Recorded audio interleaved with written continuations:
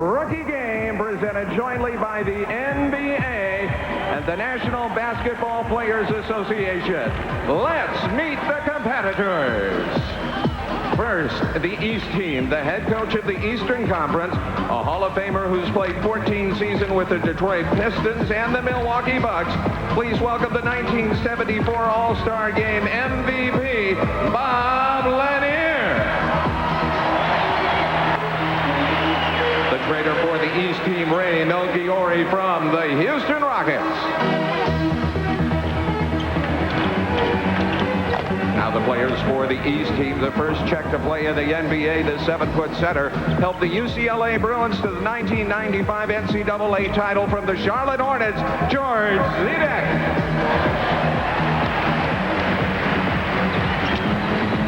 This hard-working rookie has added bench toughness to a team with a great history of 6 men. From the Boston Celtics, Eric Williams.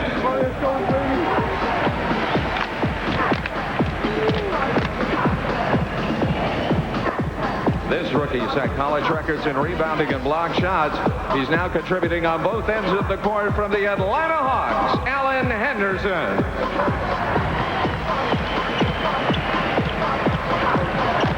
Florida State's all-time leading scorer, this aggressive guard has earned valuable minutes on a team loaded with backcourt players from the Cleveland Cavaliers, Bob Sura.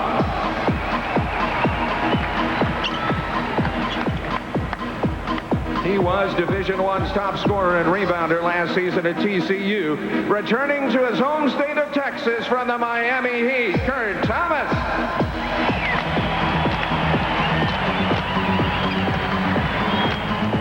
This rookie big man has terrific rebounding and shot blocking skills for the Washington Bullets, Rasheed Wallace.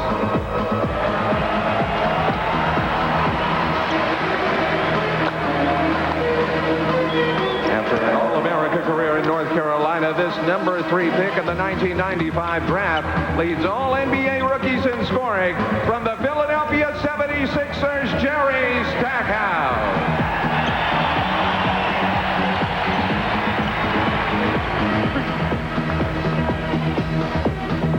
This rookie point guard leads his team in scoring and assists from the Toronto Raptors, Damon Stoudemire.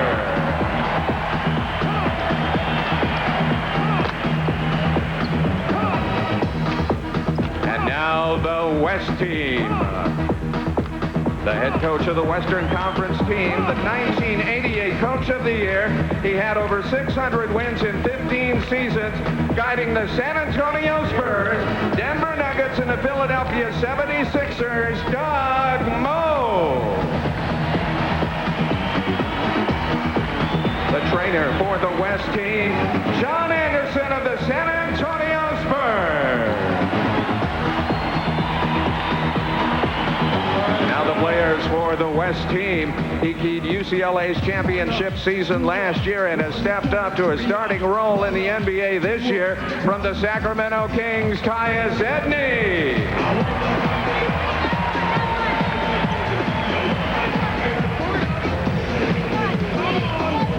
The all-time leading scorer at Wisconsin, this rookie is best known for his exceptional leaping ability. From the Phoenix Suns, Michael Finley.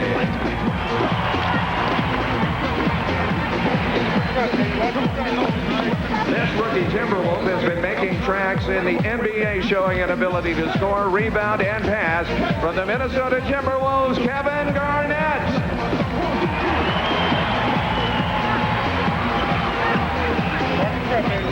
The second pick in the 1995 draft, he's one of the best rookie scorers, rebounders, and shot blockers. From the Denver Nuggets, Antonio McDyess.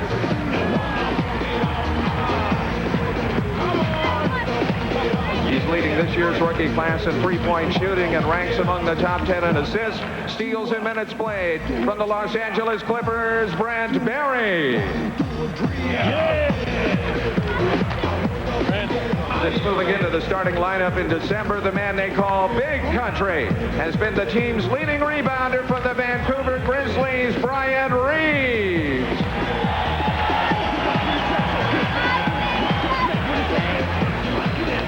A veteran graduate of 2 medal-winning Olympic teams. He's blazing new trails in the U.S. From the Portland Trail Blazers, Arvydas Sabonis.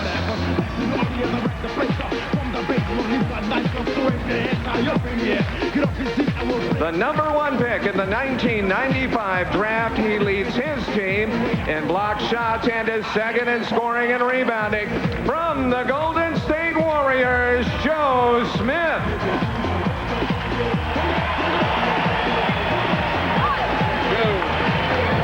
The players in the center position. For the people out there, remember Rasheed Wallace at the center position, and then you have Sabonis on the opposite side at 7'3". The announcer talking about Doug Moe. I think the most significant thing, though, you can't see it in this picture. Yeah, you can. Look at the fashion statement made by Doug Moe. I thought it was Chuck Daly. Just momentarily. Could that be Doug Moe? Well, Doug had a great career as a player and in the All-ABA, as well as over in the European League in Italy. And then as a coach, let's face it, his one-loss record proves that. There are the 3 officials, Ron Oleksiak, Mike Callahan, and Sean Corbin, and this game is underway. The West in the white away uniforms. That's how you'll be able to tell the difference. There's Michael Finley, hard to the hoop. Michael Finley, who stepped in to the starting lineup for the Phoenix Suns after their rash of injuries out of Wisconsin. Great junior year, less spectacular senior, but nevertheless a tremendous find, one of the best rookies in the NBA. This is Alan Henderson for the Atlanta Hawks mission. Henderson out of Indiana, of course. Eric Williams to Stackhouse. From North Carolina, the three-pointer from Jerry Stackhouse. Well, Stackhouse attempts 4 a game, and he's shooting right at 35%.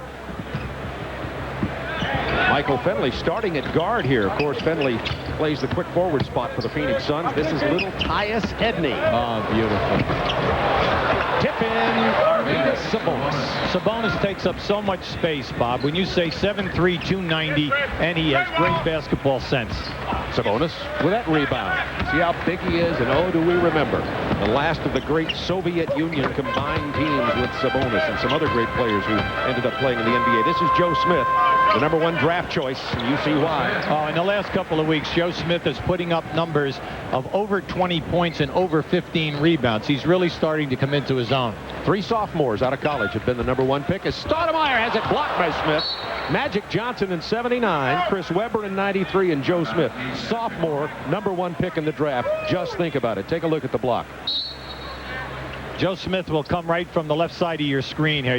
You're right there. Stoudemire thought he was home and safe with the left-handed hook. Eric Williams has the ball underneath, but he can't get it past Sabonis. Knocked out of bounds.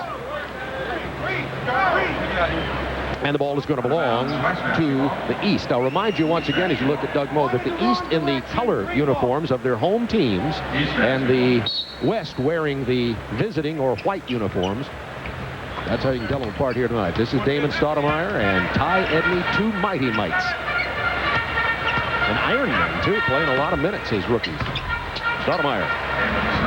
Well, Stoudemire naturally is getting the minutes. He has the second most minutes played in the NBA at 41 a game, only second to Anthony Mason, who's averaging 43.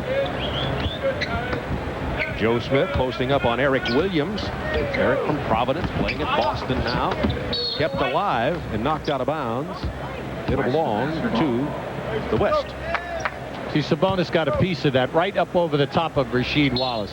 He is so big, he has extra long arms, and he has a great command at positioning himself inside the lane. Antonio McDyess from Alabama, long range, doesn't get it. Finley follows. He can't either. Here is Stackhouse.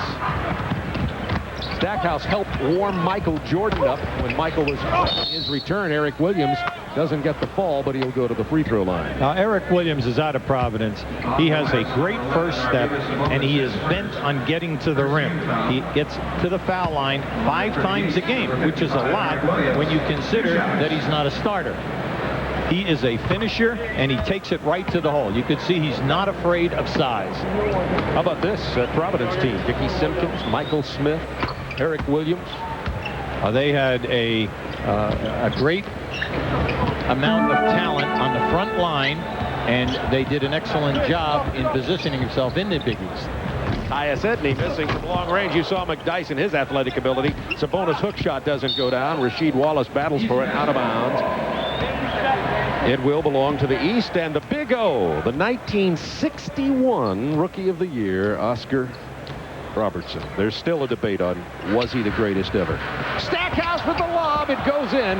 Not as spectacular as they wanted. The delivery from Damon Stoudemire. The main thing is that we did not have a collision. Okay. Sabonis. Oh, he'll make those. Oh, come on. Oh, you've got to get out on him. The one thing you know is he attempts at least 3 a game, and he shoots at a 36%. So you got to get out and play him. McDyess with the rebound. What a man he is. He was drafted by the LA Clippers, then went in the trade that brought Brent Barry to the Clippers, and he went to the Denver Nuggets. Here's Sabonis. And the foul. Here's the lob from Stoudemire to Jerry Stackhouse. You got to say he catches this, Bob, in traffic, and he makes a nice finish. But the man on the foul line right now, it's just outstanding. He only plays 23 minutes a game. He scores 13 points, 7 rebounds, shoots 55%, and 36 in threes. And when you think about it, 7'3", 290, not bad. He fills all the columns. How about this here? In about 3.5 minutes, 8 points, 3 rebounds for Sabonis in this game. You talk about a man among boys. He's 31. Again, remember that Kevin Garnett, who's coming into the game right now, is only 19 years old, 9 months. Also, Big Country Reed is going to enter the game. Brent Barry, one of the Barry boys, some great talent in the Barry family that most basketball fans are very well aware of, and a young fellow who played his college ball at Texas Christian and is a senior, led in scoring and rebounding in the NCAA Division I. Kurt Thomas with Miami Heat now checks into the ball game. Barry knocking it out of bounds. What I like about in the early part, Bob, is players have been unselfish. Guys are actually setting screens for one another.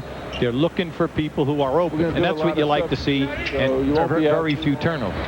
And the West is now down by a point, 12-11. Eric Williams with the lay-in. Here's Big Country Reeves, and Brent Barry's in the slam dunk competition. Punched away by Rasheed Wallace. This is right out of high school, Kevin Garnett with the turnover. Stoudemire to Eric Williams. Held from behind. Garnett said, I may be out of high school, but I wasn't born yesterday. Well, it's a 2-shot foul. And it is the cardinal rule in basketball. Never leave your feet unless you're going to shoot the basketball. Because then if they take away the shot, you can always make the pass. But when you elevate with the idea to pass first and they cut off the passing lanes, it's a turnover. 2 shots. You just saw a picture of Bob Surratt of Florida State, who's played mainly a 2-guard, is being trained as a possible point guard in Cleveland. And Artis Gilmore and Hubie Brown, Kentucky Colonels. What a great basketball team you had. Well, the year we won the championship in '75, Artis was MVP. And once the leagues merged, he ended his career in Chicago, and his records in Chicago, San Antonio, are just staggering when you think he was an Iron Man. A-Train, Brent Barry. Look at that move by the youngster. There's a debate among John, Scooter, Drew, and Brent as to who's the most talented. I asked Brent, he says, clearly me. Of course, Drew. I'll tell you, he's having an excellent year since they moved him to the shooting guard. Absolutely. Here's Kevin Garnett missing from close in. Rasheed Wallace has it knocked loose. This is Brent Barry. Back to the hole. Pass. Michael Finley. Inside Garnett. Brent Barry. The Barry boys are all like their father. They all see the floor and they can make the pass. Eric Williams, look at that. He is not afraid, you pointed it out a minute ago, to take it to the hoop. You call him a slasher. There's no other word to describe him well. Well, the thing I like about him is that he's a finisher. He's an awful lot like Finley at the other end. If he doesn't score, he usually gets fouled. Bob Surratt, Florida State. He played with Charlie Ward, Sam Cassell, and Doug Edwards. Brent Barry comes up with a loose. Almost. That was an almost. And the follow by Brian Reeves. They say that his crew cut, Brian Reeves, is the rage in Vancouver. Now that he's starting to really play well. Here's Kurt Thomas. Reeves with the defensive rebound. Out to Finley. Lead pass Barry. You can see the talent.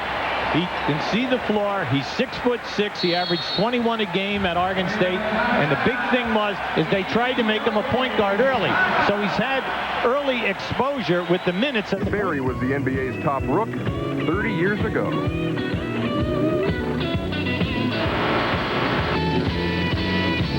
And as you saw Rick Barry, the Barry boys, unfortunately, or fortunately, depending on whether you're Rick or not, look a lot like Rick. And that's Brent. He's the tallest, by the way, at 6'6". The LA Clippers. Here's Sura on the drive. Thomas trouble handling. 7 on the shot clock.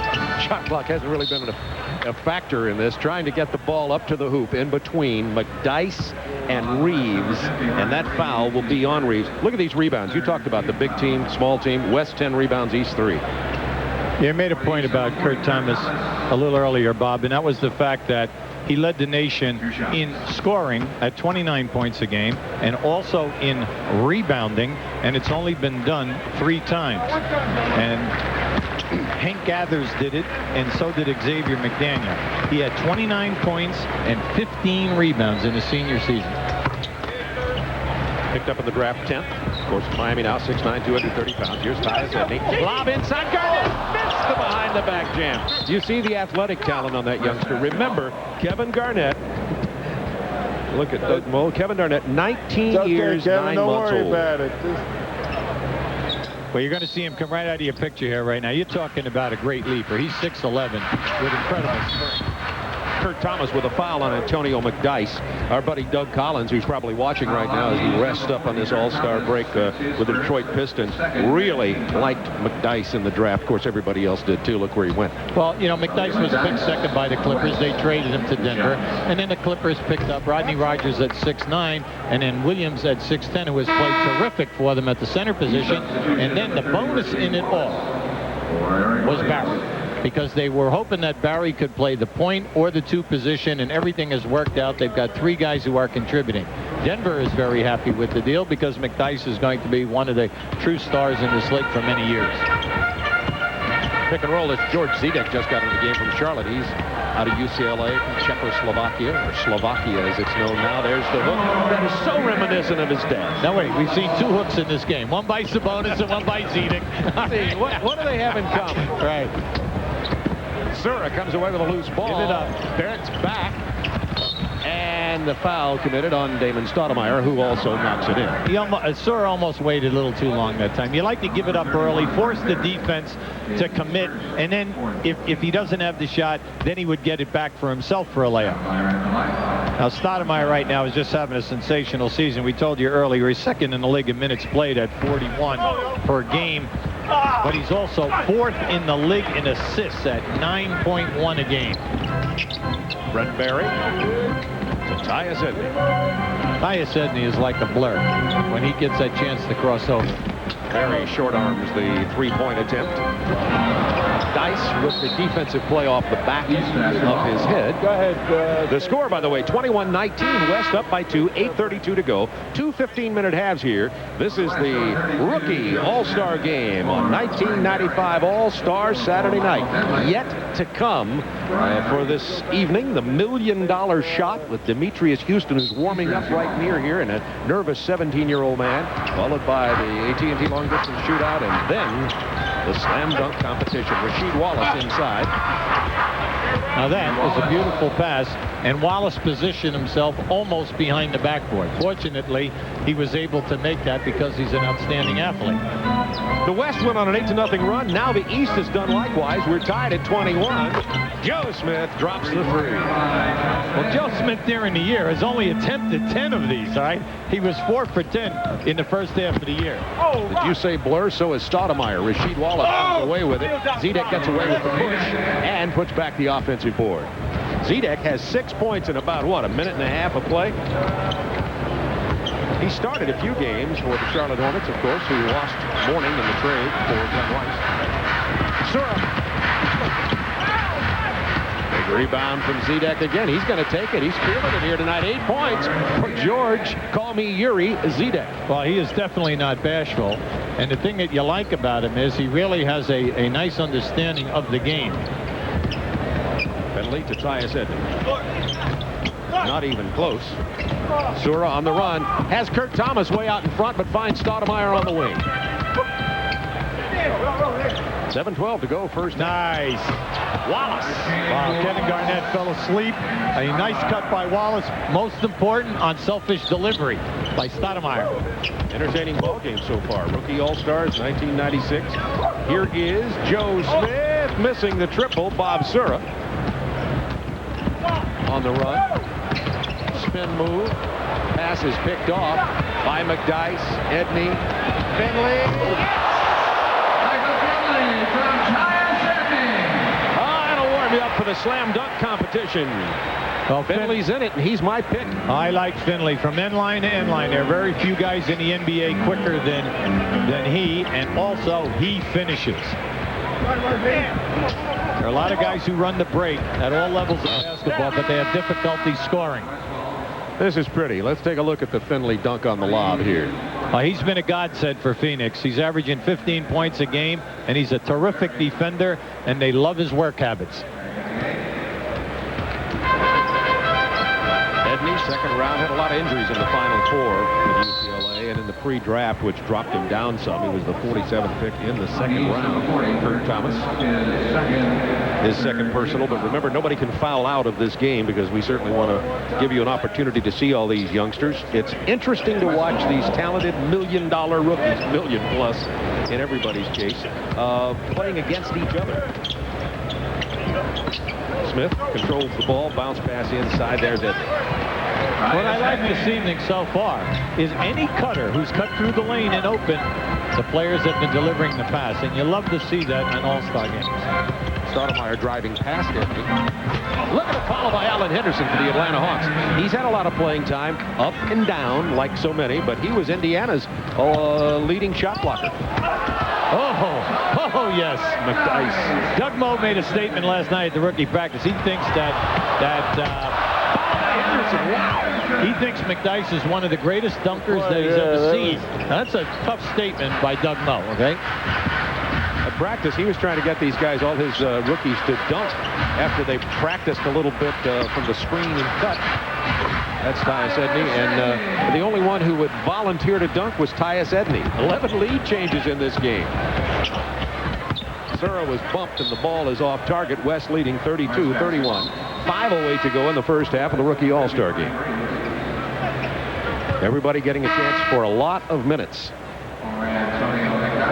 Well, with the 15-minute halves, you like what the coaches are doing. They're getting everyone in, and you're out there for about 4 or 5 minutes. Then they come with other players. The two guys stay out on the floor, and that's nice because then they know that if they go to the bench that they're not going to be there for the rest of the half. Joe Smith motioning against Rasheed Wallace. Up and under Joe Smith. Wallace got a piece of it. Well, they had many a war in the ACC, Maryland and Carolina. Absolutely. Barry takes the charge.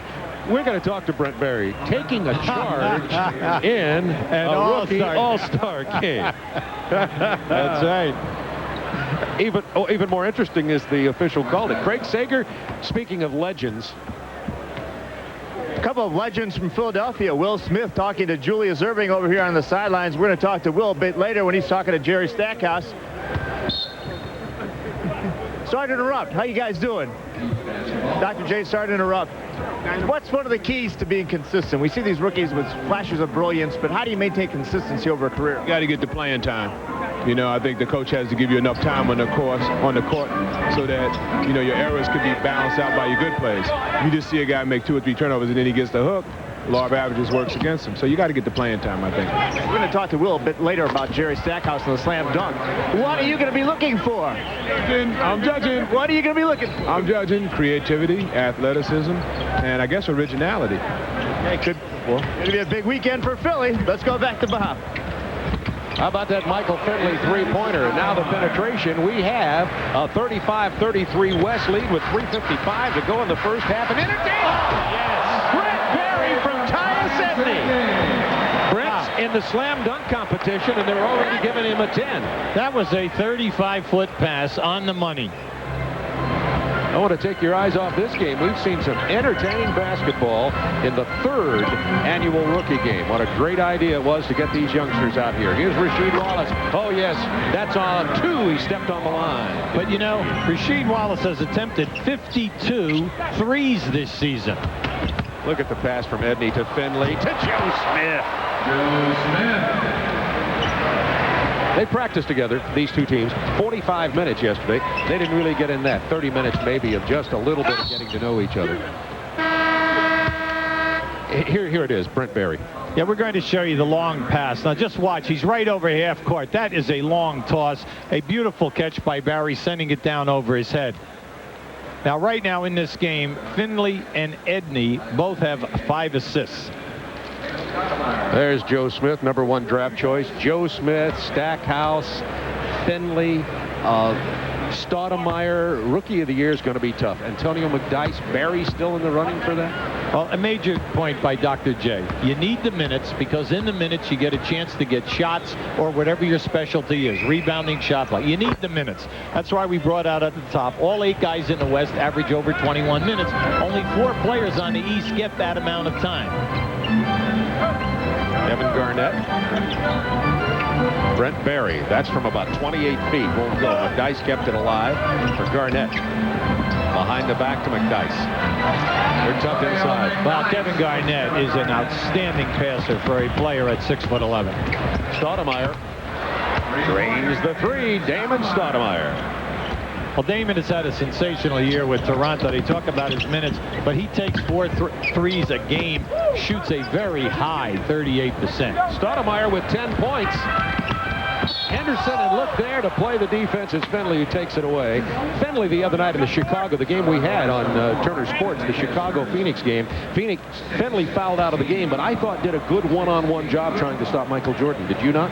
Yeah, well, you know, the main thing is you're do. not going to stop Michael, because Michael's going to get the shot attempts.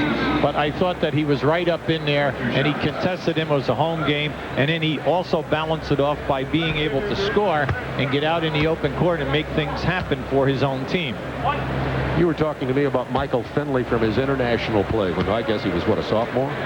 No, he was going into his senior year. The team that was over in St. that's right. Petersburg in the Goodwill games. Michael Finley was just absolutely outstanding, because he showed to you the quickness, the ability to shoot the 3, the finish. He gets to the foul line because he gets fouled due to quickness, and then the major key, he could defend even then. And that's what Phoenix is loving about his game, his defensive ability. Let's listen in to Doug Moe and his huddle over there with the... That's who we got? West. Who did I just put in the game? No, I took...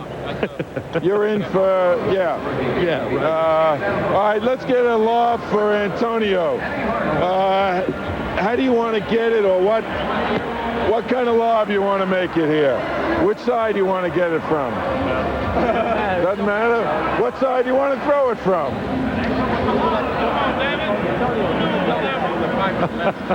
Now that's the democratic process, as you see with Doug Moe. Let's go now to a dictatorship in Bob Lanier. All right? We're going to dribble him out.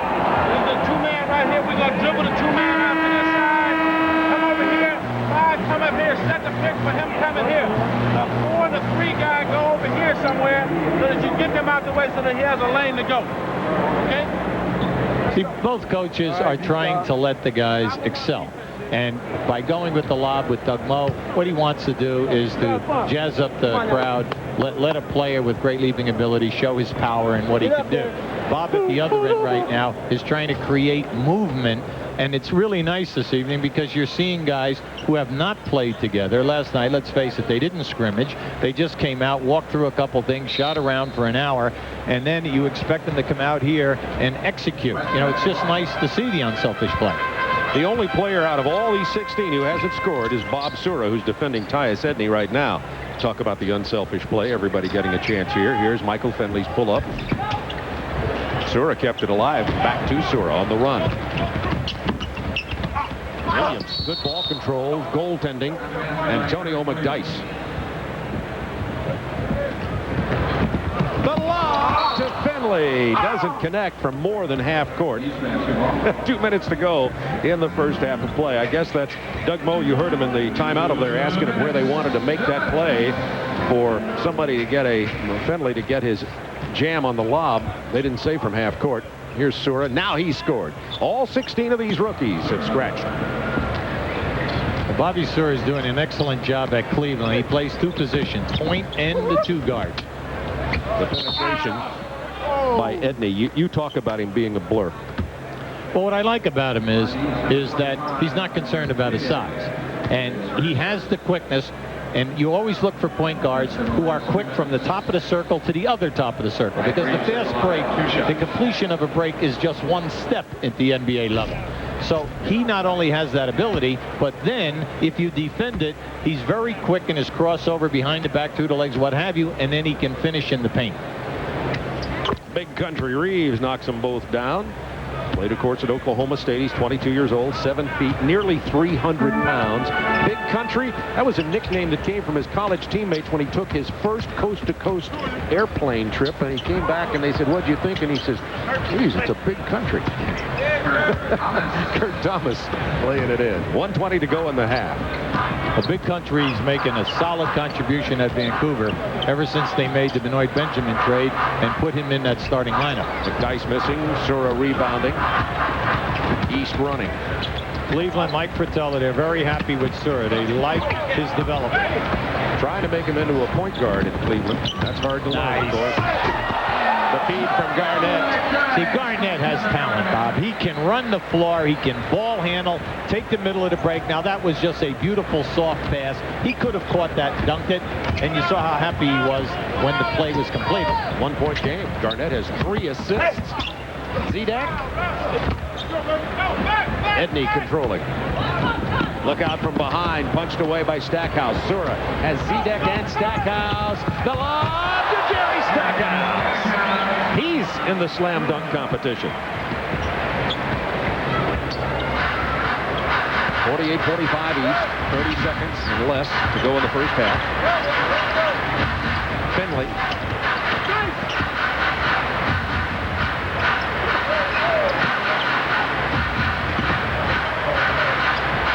Garnett from Farragut High School in Chicago. Long range with 10 seconds left. That's my old neighborhood, not far from Marshall High Commandos. Oh, yeah, I didn't get it. Farragut Admirals. Yeah. Of course, now they've really sophisticated it up and called it Farragut Academy. Thank you very much. We have some guys taking threes here from the old NBA threes, all right? Entertaining first half, 48-45. The East out in front, the East the quick. And told me that if he gets to the second round, he's going to have a Dr. J. Michael Jordan kind of risky dunk. I said, why don't you just try it in the first round? You have to have something as you're moving along. Yeah, that's what he said. In this first half, Sabonis only played 4 minutes. He had 8 points, 3 rebounds, and then Zidek came off the bench in 6 minutes. He had 8 points, 5 rebounds. Left side, left side. All right, Bob Lanier giving his East All-Stars for the rookies their instructions. 15-minute halves. This is the second half. It's 48-45 East leading the West. The East, the quicker, smaller team. You see here with the looks of Stoudemire, and you see the bigger, more powerful team in the form of McDyess coming down with that missed shot. Here's Finley. Oh, beautiful. That was beautiful because he had to adjust the catch, bring it down, and then go back. 1-point game. Eric Williams out of Providence driving on Barry. Queen Smith off the glass. Pretty move. You have to be impressed with him. I'm telling you, he just takes you on. He goes right in your face. He had 7 points in the first half. Look at the pass from Barry. Tyus Edney smiling embarrassedly as he missed that one. Tyus said his legs were tired. He played 37 minutes Wednesday night.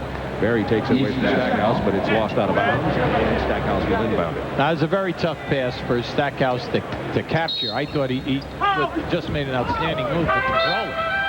Barry knocks it out of bounds again as Eric Williams tries to get it in play. There's Brent, the second to the youngest of the Barry brothers. Drew, the senior at Georgia Tech, having a nice year this year.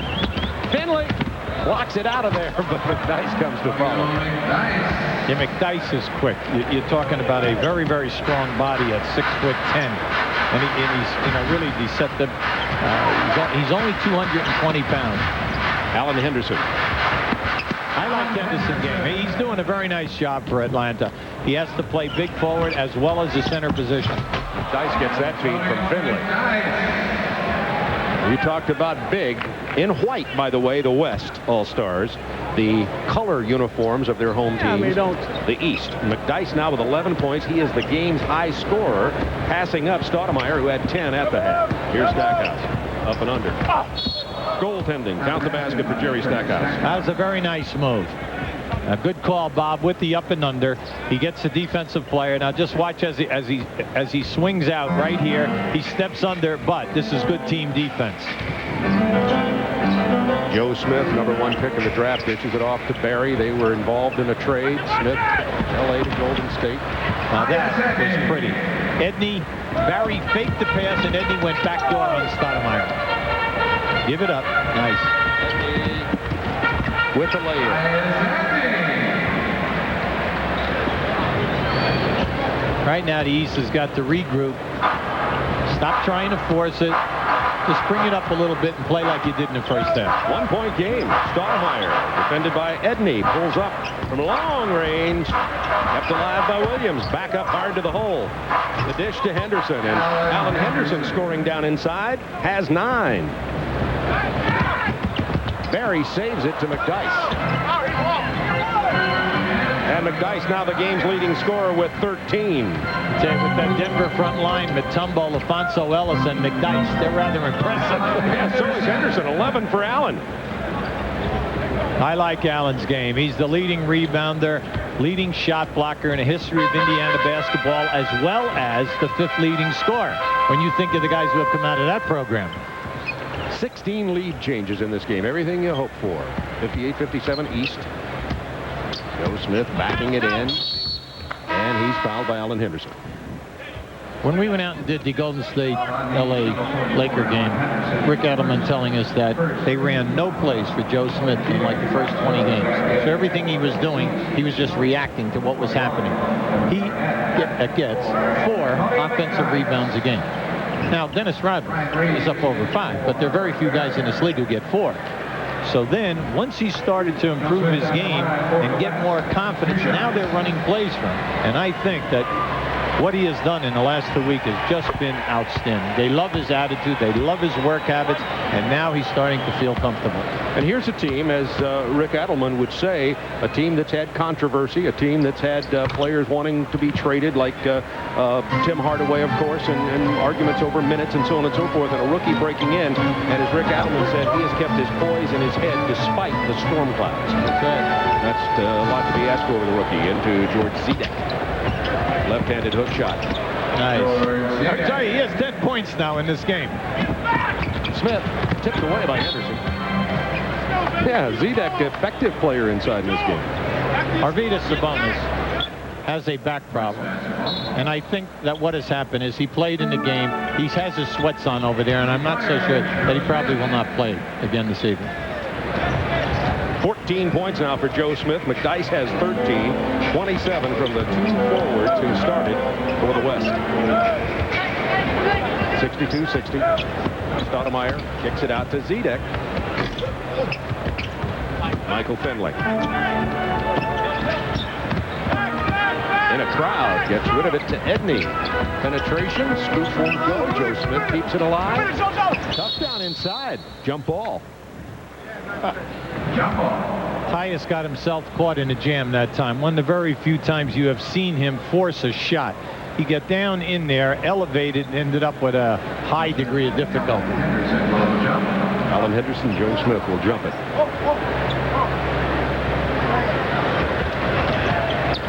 Edney tried to get the lob to Finley, picked up by Alan Henderson.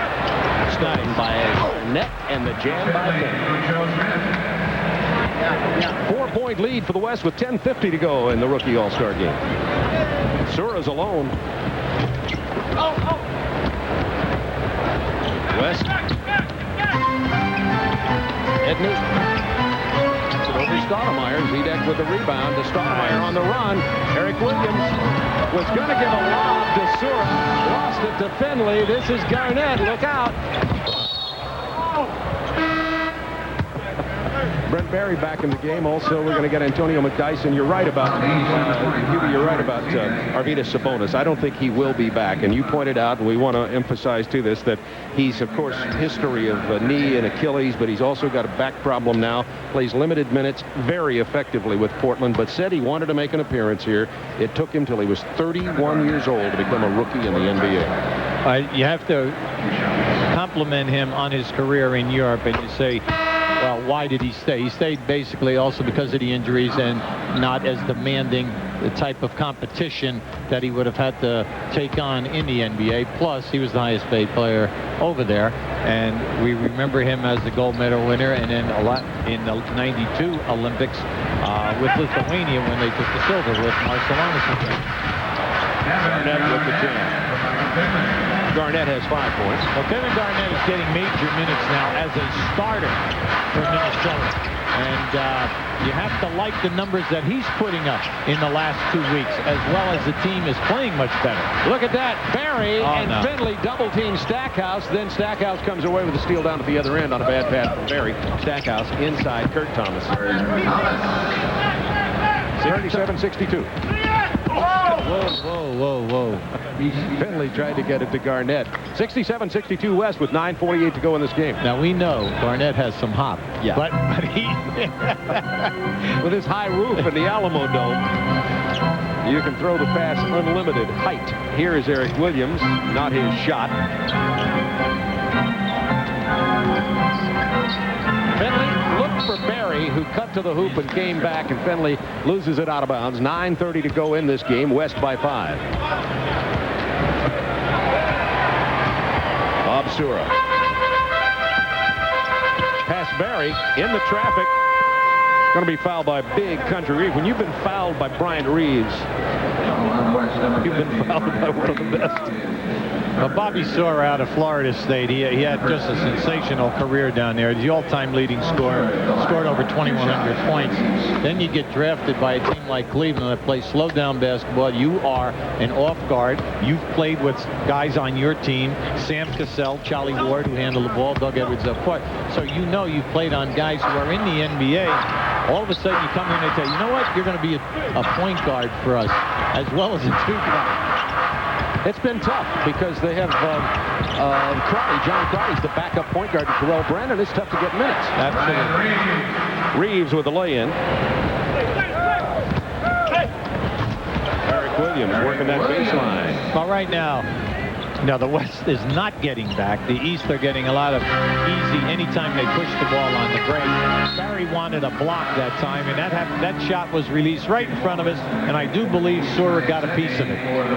He did, in fact, but no call. We have a timeout on the floor with 8:47 to go in the second half. The 1996 rookie, East. Where does the All-Star Weekend rank as far as events for you? Well, it's getting to be unbelievable proportions, but it ranks pretty high because this is the time we get a chance to get to know each other off the floor. We're always beating each other's heads in during the season, so now it's a real special time for us. All right, David, thank you very much. Enjoy the weekend. Let's go back to you, Bob and Healy. Oh, my. Cheryl and David, did you see that jam? Reversed by Brent Barry. David Robinson, Sean Elliott, Charles Smith, San Antonio looking pretty good after the trade with the Stackhouse.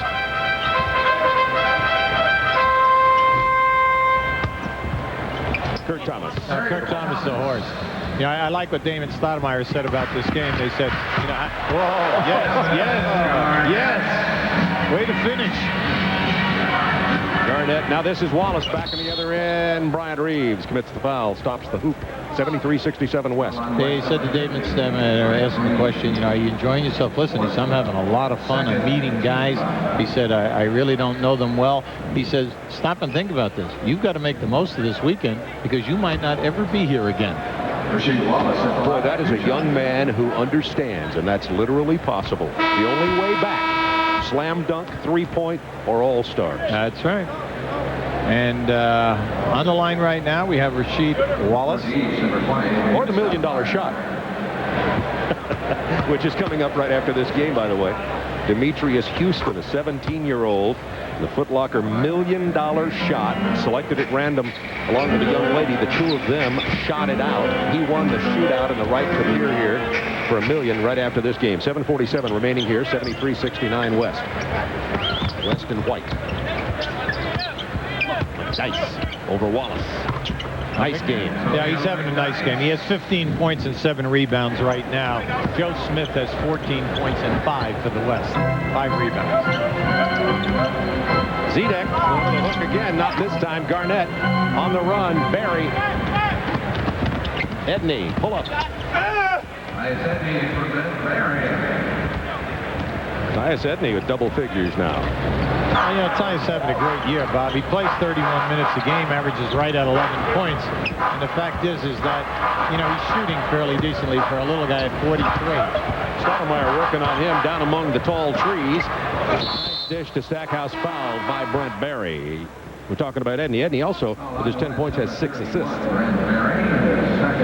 Stoudemire for the East has 10 points and 8 assists. Zedek, 10 points, 6 rebounds. Henderson and Eric Williams each with 11 points for the East. Jerry Stackhouse, one of 6 rookies from the Philadelphia 76ers to be in the first round, be one of the leading vote getters, Rookie of the Year. One of those rookies with the 76ers was a young man who was picked in 1973 named Doug Collins. Edney with the drive. Stoudemire shuts him out. Here's Barry on the drive of the dish. Edney. West looking a lot of guard-oriented at the moment.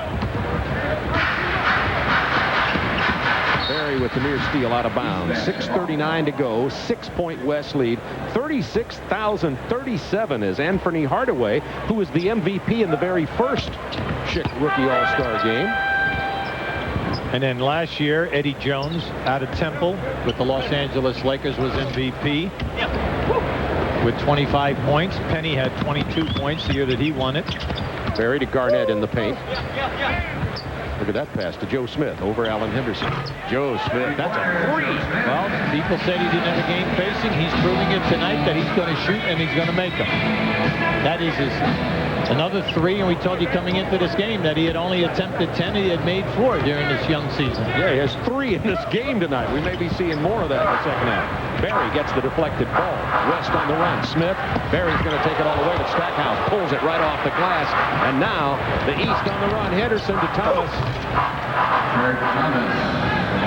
That was a great block at the other end by Stackhouse. Look at that! Look at that! I can't wait to see this. Stackhouse face to face with Joe Smith, and the ball ends up jammed on the rim. Yep, Stackhouse really gets a piece of this. Oh. Just watch now. On the previous one, he also blocked it there. He picked that one off also. These are youngsters, and they're great athletes. Right there. Age from 19 years old to take out Sabonis to 24. Well, the second oldest player in this game is Brent Barry, Brent 24 years of age. It's a tough pop quiz. I have to watch you at every minute. No, well, I mean, you know, it's interesting. The majority of the guys are 22. Few at 23. Brent Barry at 24.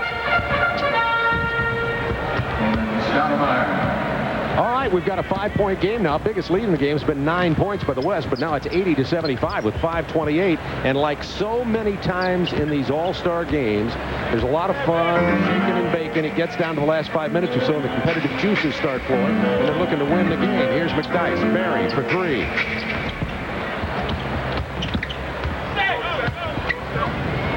Stoudemire, good pass from Stackhouse. He's so quick to the hole.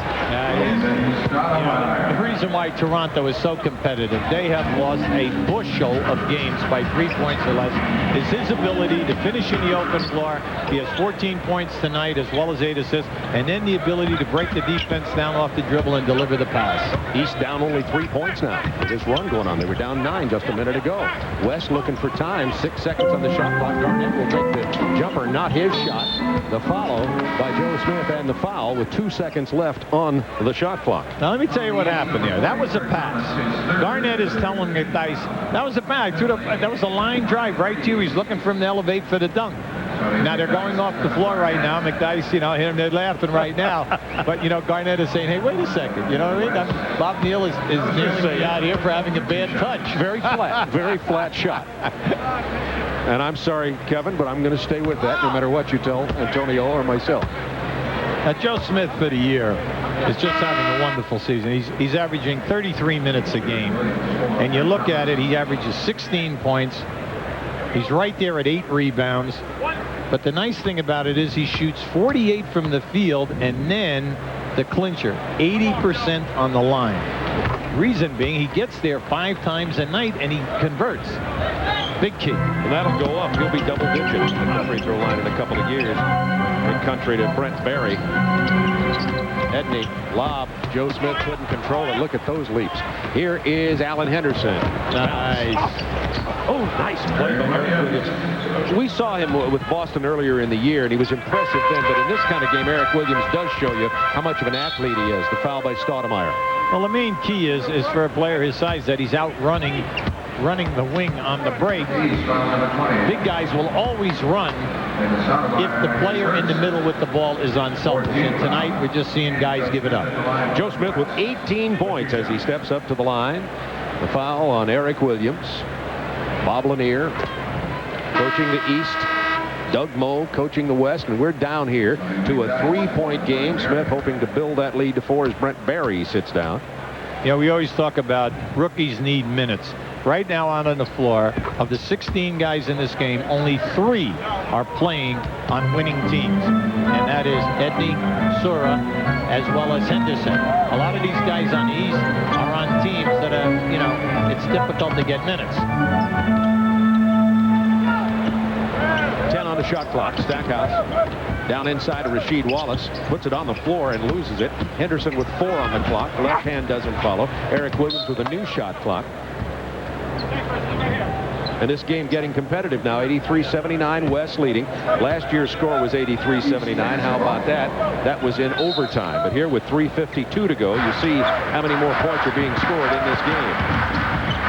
2 15-minute halves, and we're going to get up near 100. Wallace out of his range. Reeves. Well, Stackhouse made that strong move, and McDyess just sent it back. Foul on Henderson. Now keep an eye on this. Stackhouse makes a nice move, but right at there. Now Smith was there, but the guy who put it down, McDyess.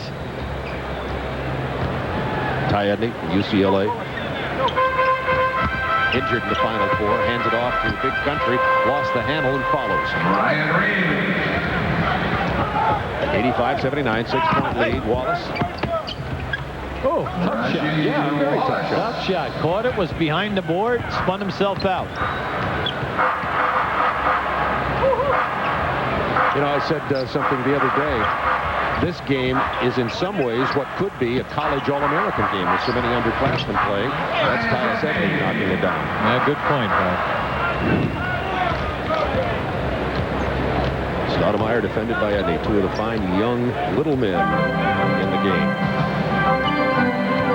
Pick and roll. Pick and drive, more like it. And the follow. Eric Williams. And Eric has 15. He's quick. Once you get him in that painted area, he will find a way to get off a shot, a clear shot. Williams is the leading scorer, by the way, for the East. 4-point game.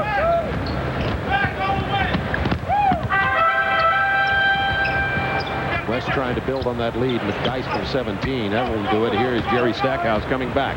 Chance to cut the lead to 2. Inside to Henderson. Tied up by Reeves. Follows anyway. The block. Henderson staying with it. That was McDyess again. 3-on-1. McDyess with an easy lay in there. 89-83 West. West a big team. McDyess, you get the full package. You get the scoring, the rebounding, the shot blocking, and the quickness in changing ends. Here's Craig Sager. Juwan Howard in the rookie game last year nearly had a triple-double. Now you're in the big show tomorrow. Yes, indeed. Thank you. I appreciate it. I'm really looking forward to this. It's a dream come true for me, but I just had to thank God just for being in this position. What advice to these rookies out here to come back next year? Well, for one, I just tell them, just to work hard in all season. That's what it's all about. And don't get caught up into the little hoopla. Let's go out and play your game, and hopefully it happens. Great advice. Let's go back to Bob and Hubie. Juwan Howard, I flew from Atlanta. He had Bullets had played the Hawks as we flew down here. Juwan Howard, of course, is Chicagoan, and also went to the University of Michigan. I told him I would make sure to take care of his public relations for the rest of his career. How about him? Free agent at the end of the year. Washington hoping to hold him. A lot of teams just drooling. Well, because he's a hard worker, he gets the job done, and he can play 2 positions, big forward or small forward. He's South Sider in Chicago, went to vocational. This is Joe Smith. Stoudemire with the rebound. Penetration from Stoudemire. You know that one of the executives up in Toronto really likes his game. Yeah, well, By the name of Zeke. Isaiah went out on a limb. And remember now, when he was introduced, come on, people were not that happy with that choice. But I know things have changed in a big way since the draft. Yeah, a lot of people were very concerned about that. 89-87, 2-point game with 1:07 to go here, but the West going to the free throw line. If he make a timeout. Kevin Garnett, you heard Bob Lanier said, if you make it, call timeout. West up by 2 at the free throw line. Kevin Garnett, in high school, in your favorite city, Chicago, in his senior year, came up from South Carolina. He only averaged 25 points, 18 rebounds, 7 assists, and 7 blocks a game at the high school level. And you know that in the city league, he wasn't playing against chopped liver. That's a Tonight, 8 points, 4 rebounds, 6 assists for Garnett. Farragut Academy. Stoudemire takes the long three and knocks it down. That's a big one because it ties the game with under a minute to go. We're looking at another potential overtime game here. We had one last year. Finley tied up in the paint. Garnett to Barry. 15 on the shot clock. Bench driving. Punched away. Good steal. Stoudemire. Oh, the East has come from behind. They were down 9, up by 2, 35 seconds remaining in the 96 rookie All-Star game. Edney on the drive, fouled by Alan Henderson. Now, that play we're going to see again. This is a great move by Stoudemire. This is a player, you know, with a lot of talent and then outstanding vision. Naturally, Stackhouse can finish. So Tyus Edney goes to the line with 30 seconds left. The East on a 21-10 run. For the winners in this game, the winners get $4,000. Yeah. The losers get $3,000. In the big All-Star game tomorrow, the winners get $12,000. The losers Box get $6,000. out, box. Edney. And it's tied at 92 with 30 seconds left. Timeout called by Bob Lanier and the East. Doug Moe, you're looking at, the coach of the West. The West had a 9-point lead. Right, and let's listen in to Doug Moe. And now, once again, Weber, Swat, Rocky, and Antonio, take Brent. Now look, just help each other out defensively. If Stackhouse is driving, I want someone to be able to run at him, make it tough. They can't make the passes in here, but be aggressive. Don't just let a guy penetrate like, what's his name? The little Stoudemire comes in and penetrates. Brent, you got to do a better job at going at people defensively. But here's what we're going to do offensively. If they score, all right? Or you're going to have Allen right here for the jump shot. Now Bob Lanier. All right? You got to set a good pick. Do you understand that? You got to get your body on it. The big man is going to go with you. If you can't beat him, Allen's going to be wide open. Okay. He's right there right away as you take his foul ball. Look here, Damon. We're going to run it with about 7 seconds left on the shot. Mike, and you'll hit him out. But look like you're going to make a move and then hit him for the 3. If they don't score, we'll probably call timeout. Yeah. All right, we're tied at 92, 30 seconds left in this game, Hubie. Yeah, well, Bob Lanier in the East, they're going to use the play, probably a screen and roll. with Stoudemire, and then they're looking for the defense to move, hopefully opening it up for Alan Henderson. Now let's see if it develops. Now remember, we're asking guys to execute perfectly, and this is the first time they played together. Okay. Now he's going to freeze the clock, run it down to about 6 or 7 seconds, and then make his move. See the time running out. That's in the game. There will be overtime if it's ended. Here comes Henderson to set the screen. Stoudemire pulls up. He said, I am not going screen and roll. I'm taking him one-on-one. Follow. 6 seconds left, though. A lot of time. Edney pushing it forward. 4 seconds. 3. Edney on the drive. Back out 1 second. They have time. That won't count.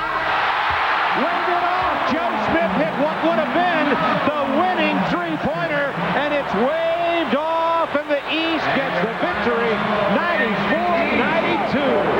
Wow, entertaining rookie all-star game. Rasheed Wallace basket gives the East the win. Wave off the 3. It was after the buzzer.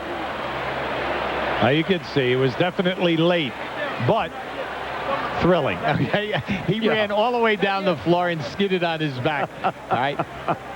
Oh, this is entertaining. I'm telling you. Each year, this game gets better. This is the winning bucket from Wallace. Rasheed Wallace knocks down the winning bucket. East, baby. Now I'm going to show you how the East Coast rock. MVP right there.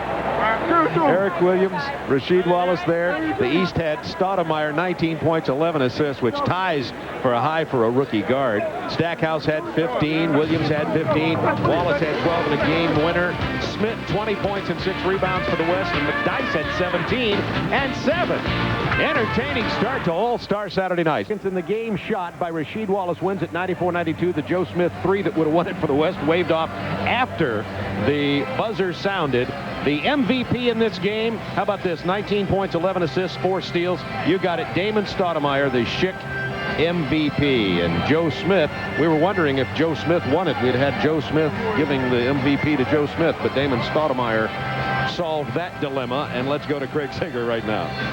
Well, first of all, I got to ask you, do you think that three-pointer was going to go in and maybe your trophy be stolen from you? Yeah, I did. You know, I heard the ref when he said the game was over, but still, though, anything can happen. And Joe, he played a great game, and he had hit a couple threes. And when he hit that, you know, I didn't know what to think, but when I seen the ref wave his arms, I knew we had won the game.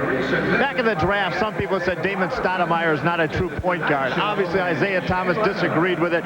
You've been under his tutelage. Obviously, you had his type of game here today. Yeah, you know, I talked to Zeke right before this game started, and he just told me to play well. You know, I told the people at Toronto that they had learned to appreciate my play, and I think they have up to this point. I just hope that I can continue to play well for them. Is it tough trying to lead an expansion team? Would you rather have all-star teammates all the time? Yes, it's very tough. You know, it's hard to come out and try to play as hard as you can and know that sometimes we're just outmatched. But we come out and we give 100% effort every night, and we've been in a lot of games. So that's all we can do, and I think we're playing well for expansion. Well, rookie, MVP, congratulations. Thank you. Let's go back to Bob. All right, thank you, Craig Sager. It was an exciting game again. This is the 3rd rookie all-star game. First year, a guard, Anthony Hardaway, who's done okay in the league. Second year, Eddie Jones, who's done okay in the league. And now Damon Stoudemire. Stoudemire with 19 points, 11 assists, 4 steals. Your overall view of this game, I found it very entertaining. Well, this is by far the best of the 3 that we have done. Better competition, better athletes, and I like the way that they divided the teams up, West and East. And what we saw, big and strong, small and quick, you can play at this level. We saw an awful lot of high wire racks, great athleticism. I'm happy for Stoudemire. He's going in the footsteps of his mentor, Isaiah Thomas, who only won the MVP twice in big-time all-star games. You got that right. It's been a great evening, Bob. The fans have definitely... Fort Pierce, Florida, who won in a shootout after being randomly selected from 6 million entrants. And in just minutes, he'll come out here to center court, George Gervin coaching him, to take a shot attempt for $1 million. You can hear his heart beating from here. Moments away before the introduction of the $1 million shot. Here it comes. Let's go to PA announcer Stan Kelly. And now, please give him a big hand as he enters the the Foot Locker $1 million shot, Demetrius Houston. Demetrius is with his parents, Jerome and Maxine Houston, his brother Brandon, and his coach, the Iceman, George Gervin.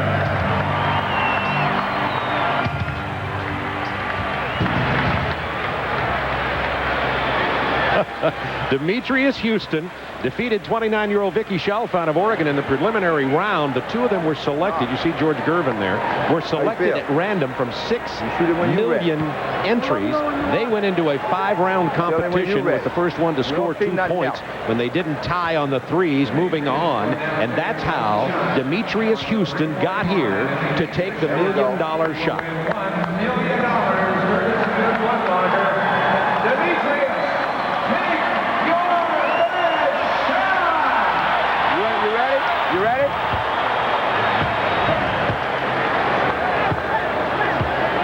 For $1 million.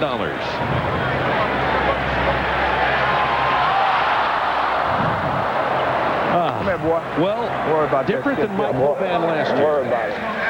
$10,000 will go to Demetrius. George Gervin's best words couldn't help him.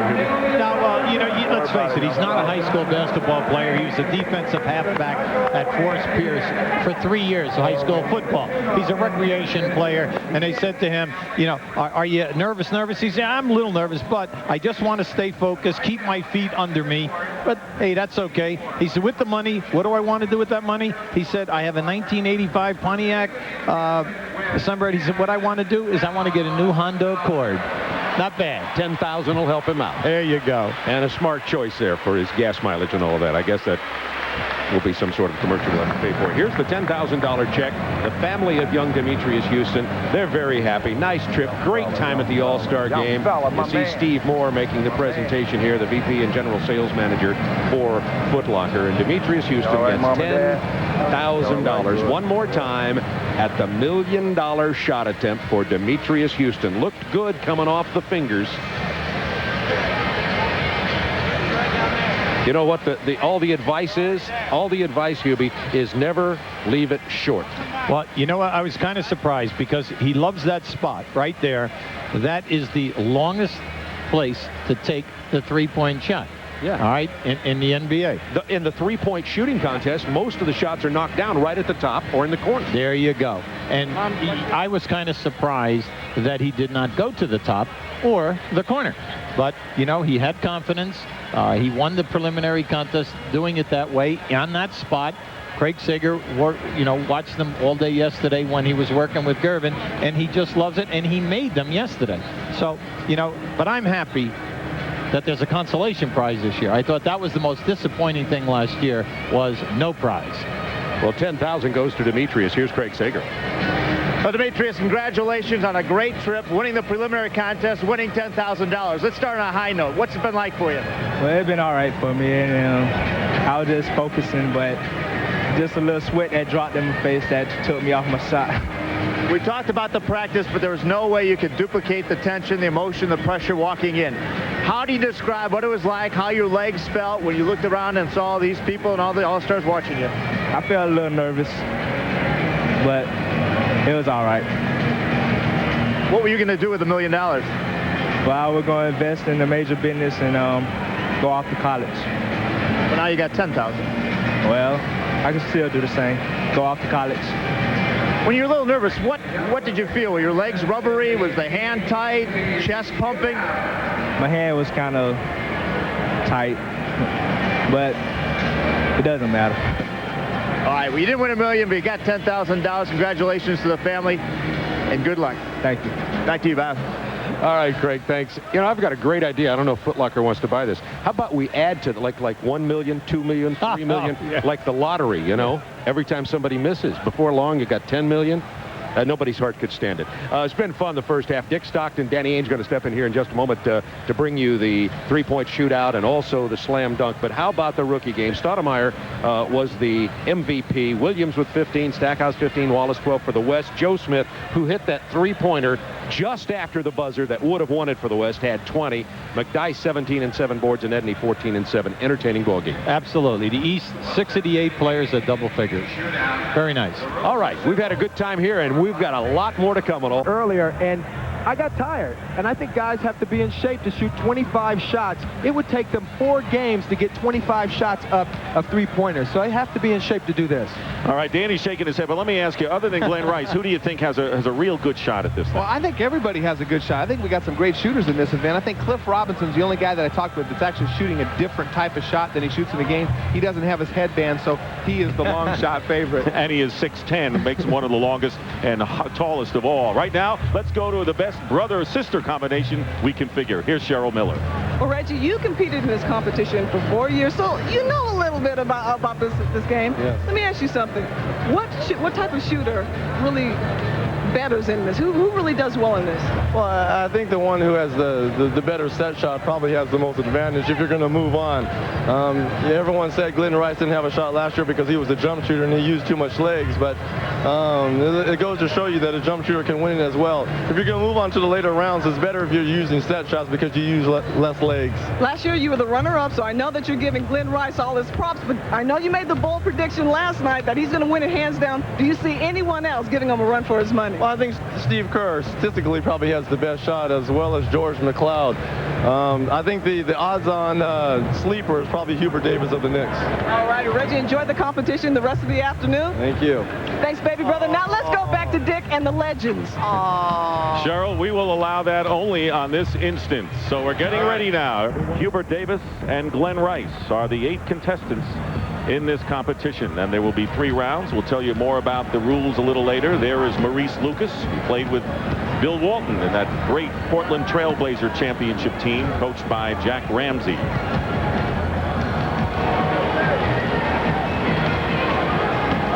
There's Dana Barros. He too wore a different uniform last year, that of the Philadelphia 76ers.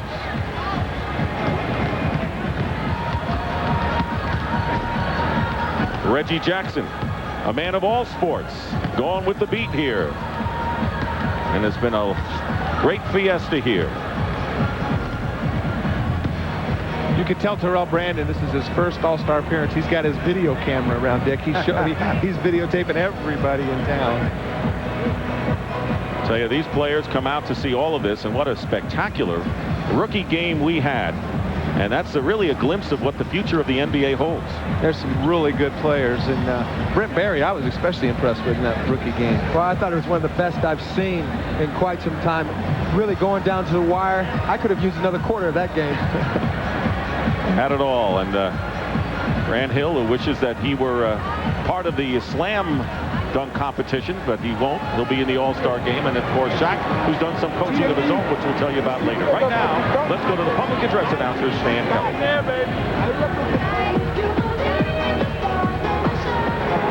And now, here are the competitors in tonight's AT&T Shootout. An excellent inside player whose three-point ability has made him nearly unstoppable this season. From the Portland Trailblazers, Clifford Robinson.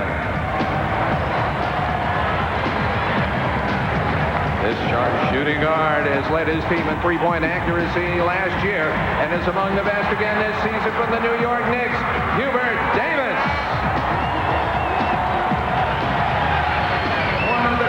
Success stories in the NBA after spending 6 years in the CBA. He's found a home behind the three-point line from the Washington Bullets, Tim Legler. He's tied an NBA record by making 10 threes in one game, and he's already made more threes than all of last season from the Dallas Mavericks, George McLeod. He's the most accurate three-point shooter in the NBA history and ranks near the top of the league again this year. Back for his 3rd time from the Chicago Bulls, Steve Kerr. This swingman has made his team one of the most complete offensive units sits in the lead, making his second appearance in the shootout from the Orlando Magic, Dennis Scott. He has set an NBA record by making at least one three-pointer in 89 straight games. Returning for his fourth appearance at the AT&T shootout for the Boston Celtics, Dana Barros. This season, he's already made more than 100 three-pointers, defending the title he won last year in Phoenix. From the Charlotte Hornets, Glenn Rice.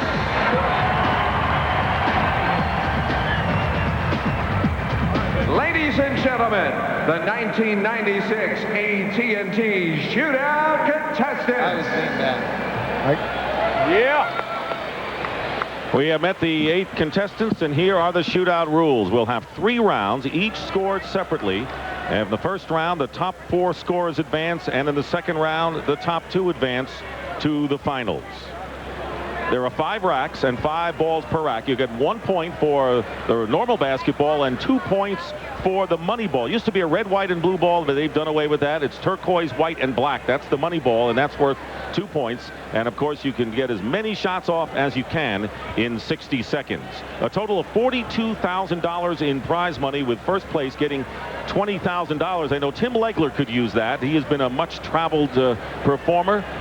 This is his 6th team, and he is going to be part of the first group that's going to be shooting in this competition. And first, let's take a look at George McLeod of the Dallas Mavericks, who tied an NBA record this year with 10 three-point field goals against the Phoenix Suns in December. Had a big game, 33 points in his last outing before this All-Star weekend. So George McLeod will be starting from the left, and on the right, Tim Legler of the Washington Bullets, who leads the NBA with nearly a 52%. That's amazing, Danny. Three-point percentage. Yeah, he's been a huge boost for the Washington Bullets coming off the bench, and particularly hitting the threes. So they're ready to go. A little tension in these people as well, I'm sure. You've been there. No question. Legler's had some experience, though. He won the three-point shootout in the CBA, and he's shooting for his new baby, who was induced on February 1st. He wanted me to be sure to say hi to Jennifer and Lauren at home, who couldn't be here. Well, McLeod, he said he wanted to really take his time, because earlier when he was working out at it, that he took too much time, and he wanted to make sure that at the end of his rack, he had time to go. Legler hits the money ball. That's a big one. Legler's in a great rhythm. McLeod, he needs this when he got the money ball. McLeod in his favorite spot, the wing area, is the one he wants to can. Right now, he's not doing so well in that one spot. And this is a big one for him. Oh, yeah. That's 6 in a row for Legler. Ever the record is 19 by Craig Hodges. Legler is not as comfortable shooting from the left side as he is from the right. So this is not comfortable for him, although he hits the money ball. Legler defeats George McLeod with those unofficial scores to advance. Perhaps we'll see what the others do, but I'll tell you, 23 points. That's more than anyone got last year in the first round, and Legler hit all 5 money balls. Well, you know, they said that 15 points in the first round last year was a good round, but now that the line is closer, it makes it a lot easier, doesn't it, Danny? Absolutely, and last year it wasn't indicative in the scores, but I think it will be this year. Legler had 2 long streaks right there. He had 5 in a row and then 6 in a row. McLeod gave it a little rally there for a while, Reggie. You know, he was shooting it well. This was a good spot for him, top of the key. But when he went to the money ball, he nailed this one. But this is the spot that he really had a problem with, the wing. And he told me earlier that that's where he wanted to nail him. Well, last year they moved the line into 22 feet all the way around. But no one managed to get 20 points in the first round. But a very good performance by Legler. 23, McLeod 18. And, of course, both could very well still be alive because we still have 6 shooters to go. Here's Clifford Robinson, 6'10". He's got to be one of the tallest, I think, ever to compete in this. Detlef Schrempf right about that time. Second most three-point field goals, however, in the NBA, going against Dennis Scott, who has the most in the league. Well, this could be a key. Remember this, that Legler made 23. Now, the first and second guys, if they get real good scores, could end up having to wait an awful long time before they shoot again. Could really pay dividends for him at the end. Dennis Scott, who has made at least 1 three-pointer for a franchise record 51 consecutive games. Robinson will start from the left corner of the court, and Dennis Scott from the right. Dennis Scott told me that he was better suited for this last year. This year he's been trying to work on just being an all-around player. Now they want him to be in a three-point shooting contest. It's important in the first rack. He said the key was to get 3 out of 5. And he didn't get 3 out of 5, but he did hit the money ball. Now, Cliff is changing his style. He's going to a set shot. He's particularly a jump shooter. But, you know, Cliff Robinson, I think he belonged in the All-Star game this year. And he has a pretty good attitude just to be here and participate in the three-point shootout. He wants to beat Clyde and Michael Jordan's all-time lows. That was his main goal. I talked to Dennis Scott. He said that, Reggie, I'm going to tell you something. Everybody thinks it's a lot of fun, but I want to win this. He said, this is going to be fun for me if I could walk up to him after and say, thanks for the paycheck. He's hit 3 money balls. Dennis Scott has. Legler hit all 5.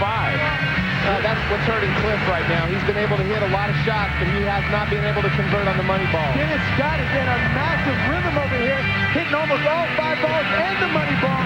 It's a 7 in a row. 8. Oh my, and the money ball. Oh! He hit 4 money balls to Dennis Scott, and Clifford Robinson just said, what am I going to do against this guy? An easy win. And remember, they're not going head-to-head, but Clifford Robinson does not walk off as if he is going to last into the semifinals. No, he definitely won't with an 11 score, but Cliff did pretty well. He's not as pure a shooter as a lot of these guys. Cliff is a very versatile, all-around basketball player. Dennis Scott right here was in an incredible rhythm. He hit all 5 of these balls and the money ball, and then went over and hit 3 or 4 more. Cliff hit all the other balls, shot the regular balls pretty well, but he did not convert on any of the money balls, and that cost him in the final run. I think the key for Dennis Scott in this is he was really working. He said, I worked hard at this. Last time I came and played in this, I just came and did it. This time I worked at it. I worked on shooting from the left to the right. Here are the standings so far. Legler with 23, Dennis Scott with 19, George McLeod with 18, and Clifford Robinson with 11, with still 4 more shooters to go. Here is Dana Barros, who finished second 2 years ago behind Mark Price. This is his 4th appearance representing the Boston Celtics, and a lot of people think this guy has a great shot. Steve Kerr, who's 3rd in the league right now, holds the NBA career record for the highest three-point shooting percentage. Kerr will start from the right side of the court and Barros from the left. I think Steve Kerr's got a great opportunity here because this is his 3rd try. And you know when a guy doesn't make it the first 2 times, he's really worked hard at it. He's hungry. He is very hungry. Matter of fact, I saw him in Chicago with the ball of rack out working on his game. He said on a 10-day road trip, he had 4 solid days of 3 times a day working on this game. Dana Barros is red hot. Dana Barros is a great shooter, and he holds the NCAA record for both 3 in a consecutive game and the NBA record. So, you know, he practices a lot of three-pointers. Kerr hits the money ball, however, to climb back in. Kerr said the top of the key was his favorite spot. He's not done well from up there, but he's got the chance to hit the money ball, and this still makes it big for him. Dana Barros is on a good roll, too. He just hit the money ball. He needs to have a strong finish here. This is a great battle going on right now. And see, right here toward the end is when your arms start getting a little bit tired, you may not be getting as much lift. And it's important to really concentrate. It's going to be tough for these guys to shoot jump shots to get all the balls done, to get all the balls off here. Well, Steve Kerr said he didn't care if he didn't get them all. He just wanted to make the ones he shot. And Kerr, who made 4 money balls, misses the last one. Had a chance to go ahead. He might have rushed that. There's a guy that is enjoying it. Isaiah Thomas, the boss man of the Toronto Raptors. Steve Kerr had 4 money balls and ended up with 18 points. But Dana Barros, this was the best head-to-head we've had thus far. Yeah, you're talking about 2 great shooters. And Dana, 18 should be good enough, Dick.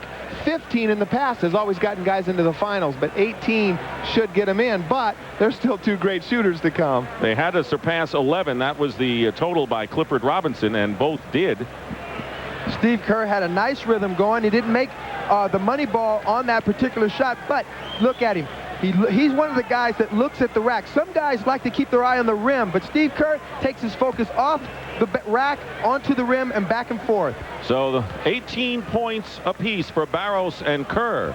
So you have now Legler, Scott, Barros, Kerr, and McLeod, a 3-way tie. So something's got to give here as Hubert Davis of the New York Knicks, who is really developing, and of course the Knicks using him more as an outside shooter. He's 2nd in the league, one of only 2 for over 50%. And there, of course, the defending champion Glenn Rice who beat Reggie Miller by 1 point, 17-16 in the final round last year. Dick, Glenn Rice was so smooth in the locker room before the shooting contest. He says, Reggie, it's all about rhythm. If I get in the rhythm, I'm going to make them all. Hubert Davis is a jump shooter, and it takes him a little bit longer. We'll see how he finishes on the last rack, but he has really been hot in the last week of the season. Glenn Rice got a donut in the first rack, but he's warmed up. That's 3. Okay, he's got it going again. Okay, make a money ball that time. Now Rice looks like he's getting in gear. Well, you know, he shoots a soft shot, so he always has a chance for it to fall in if it hits the rim. Oh, would Danny love to be out here? Oh, I would love it right now. But Hubert Davis, these guys are putting my score to shame. Hubert Davis is shooting real well. Danny, I put your score to shame this morning. Now, guys, 18 to avoid elimination. That's what these two, Davis and the defending champion Glenn Rice. Remember, this has been a contest of streak shooters through the years. Right now, Hubert Davis needs to make the money ball or he's out. Oh! And Rice with unofficial 17, so neither one of them will advance to the semifinals. And you know, you can tell this year finally that shorter line, Dick, is coming into play. The scores are a lot higher than they've ever been in the history. Well, Glenn Rice said he wanted to get in the rhythm, and he started off slow. He ended fast. This is a great round for him on this rack, but the first 2 racks really killed him. Hubert shot pretty consistently all the way around. He needed to hit that money ball, though. It was a good performance. One shot made the difference. If this goes down, he makes it. Otherwise, that's the $1 million shot, Reggie. Danny, I think that the guys that are jump shot shooters are at a total disadvantage at this. Oh, yeah, this is not real basketball. So here we go. Everyone who had the 18, the 3-way tie for 18, all advanced. Legler had the most with 23. And Dennis Scott, 19. McLeod, Barros, and Steve Kerr with 18. And 4 will advance. And we will have a shootout here with McLeod and Barros. And then Kerr will go. So we had a 3-way tie for 18, and someone's going to have to lose out. 24-second tiebreaker. I have to think if George McLeod gets into the later rounds, he has an advantage because if you're watching, he doesn't leave the ground when he shoots. He's an arm shooter and set shot shooter. So I think those guys have the biggest advantage. Like Danny said, this isn't real basketball. Well, we know one thing. We're going to have a new champion this year because Glenn Rice did not survive the first round.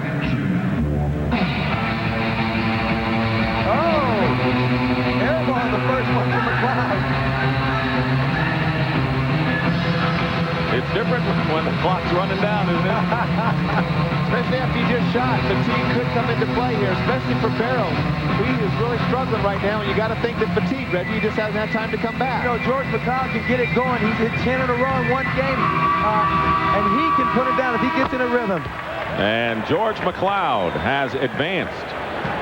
And will go against Kerr now. So the total for McLeod was 7, and Kerr will go solo from the right side of the court. Well, I think that's really tough when you're going solo. You have nobody over there shooting against. But the good thing, Reggie, he only has to make 4 to advance. So yeah, that's true. That's all he wants to do. Matter of fact, if he makes 4, he might as well just quit and save his energy for the next round. Good idea. McLeod with 7 is in. So Legler, Scott, and McLeod. Kerr needs 4 to pass Barros and become the final semifinalist. This is big for him after having 3 tries. This is a great opportunity for him. I don't think there's any question he'll do it. He's halfway there. This will do it. One more. Hello. Okay, rest. Just rest, Steve. He doesn't need any more. Take your time. Maybe he's practicing for the next round if he needs it. Well, you know, I think that someone should have probably told me, you know, maybe he needs a coach of his own. But that's a part of the strategy. Well, he really slowed down. He knew what he was doing out there. He ended up with 8 points. Dikembe Mutombo on hand, checking the scoreboard. So, Tim Legler with 23. Dennis Scott with 19, Steve Kerr with 18, and McLeod with 18. Both advance after there was a 3-way tie for the final spot. They'll go on. Craig Hodges at 25 in the first round back in 1986. So pretty good performance by Legler, and we said $20,000 would come in handy for him if he can win it all, wouldn't it? Oh, absolutely, and he was consistent in every rack. He consistently shot well. There's not a weak spot that he has on the floor, so I expect him to do well in the second round. You know, he's a guy that even in the season doesn't shoot a lot of three-pointers, but is deadly from back there. What a nice shot, too. Just so rhythmatic. Oh, he's got a beautiful stroke. Off to a good start. That's the one he needed right there. You notice how he shoots on the left side of the racks on the corner, and then he moves to the right side of the rack on the wing. So you can tell he's got a routine down. But just check the rhythm out. It's almost, if you were counting, you can count the seconds in between each time. It's about 1.5 counts between each ball. Hey, Dick, don't think that these guys aren't looking over on the side of the floor, the other guys in the competition being a little bit intimidated by Legler's hot shooting right now. And they're over there going, oh no, it could be over, guys. Legler is 8 for 8 in Moneyball so far. Can he make it 9? No.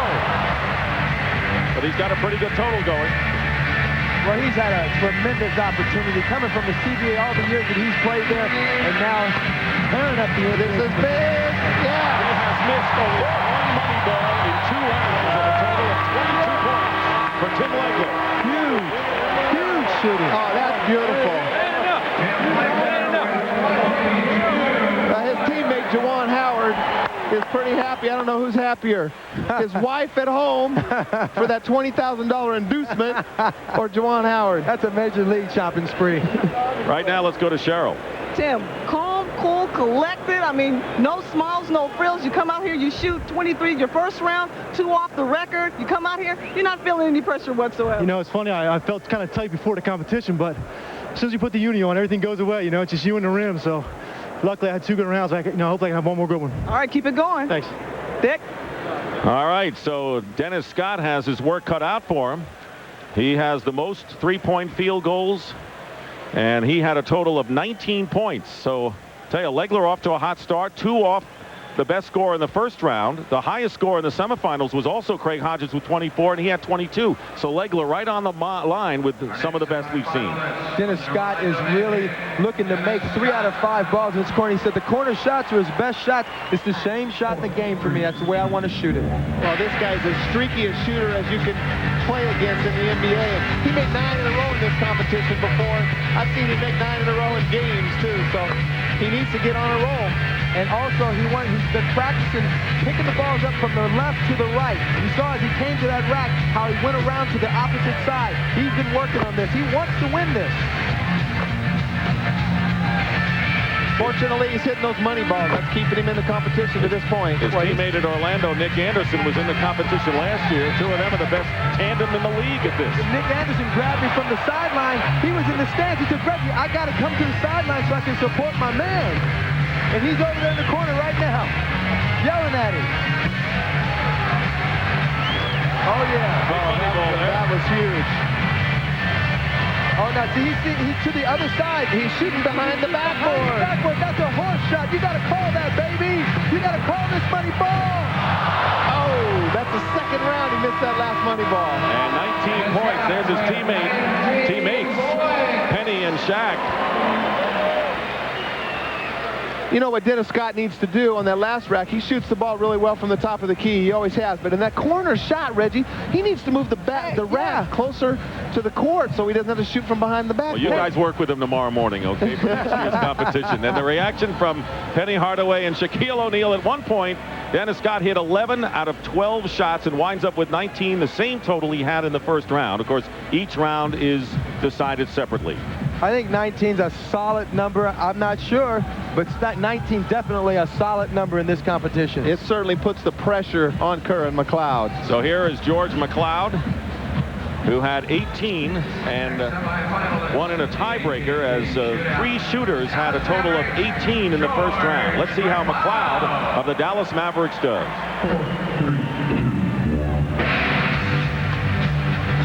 Here's a guy you know can get into a rhythm.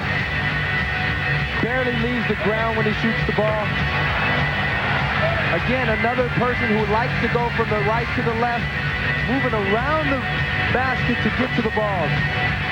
Well, Reggie, yesterday in the competition between you and I did a lot better that way, too. I actually beat you going that way. No, you didn't, Danny. 19 to avoid elimination. That's what's staring in George McLeod's face right now. He said that the key for him was really to take my time. He said, if I make the ball, fine. If I leave one, fine. Remember, he already had to shoot an extra round. He's got to have that. But see, right there, that ball was a little short. Yeah, he can't win, Reggie. He can't win right now. He missed 2 money balls, and that hurt him. Plus, Danny, a couple of shots went in and out. He didn't get the break on a few. It's an impressive performance. I mean, the guy shot well. I think he got a little tired. I felt that he was a little short. And because he's an arm shooter, that can happen to you. 17 points for George McLeod, and he's not going to make the cut. But you know what? It's not like this is a bad performance. 17 in the history of this event is an excellent score. He doesn't need to be ashamed. That's good shooting out there. Hey, Danny, you were standing in front of the line when we were warming up, and you didn't get 17. So here are the standings. Tim Legler and Dennis Scott. McLeod with 17 will not advance, and now it depends on what Steve Kerr does. Now, Kerr also had to shoot an extra round in the tiebreaker, the 24-second, when 3 shooters had 18. That was his total. He did pretty well in the second rack. Vic, I don't really think that tiebreaker one really makes a difference. They're only shooting like 6 balls. If they had to do a full 60 seconds, I think it would have made a difference. Kerr needs 19 to tie for second and 20 to qualify. That's what Steve Kerr of the Chicago Bulls faces, and of course throughout this year is a member of this fantastic team with only 5 losses. He's had a lot of pressure situations during the set. Oh, absolutely. And he gets as many wide open jump shots as anybody in the league with Jordan and Pippen. That's right. He should be really good, because I have never seen him shoot one in anybody's face. Needs to get off to a good start here, and he did. He got the first money ball. Now, if you notice, not like the other 2 shooters, Steve Kerr runs up on the same side of the rack and shoots from the left side of the rack instead of the right side. He's got kind of funny rotation, Reggie. He shoots the ball with a little bit of a twister effect. Not your conventional pure shooter stroke, but he sure can make them. But he shoots it high and soft. That's a big one. I think that has a big plus for him. If it hits the lip of the rim, it's definitely going to bounce in. That was a big money ball in that rack number 3. This is a big one, too. Gotta have it. He needed it. He can do it. Looks like he's rushing a little bit. He told me he didn't want to rush. Gotta make all of them. He's gotta make this one. Gotta make this one or it's done. Steve Kerr needed that money ball to stay alive, but he could not.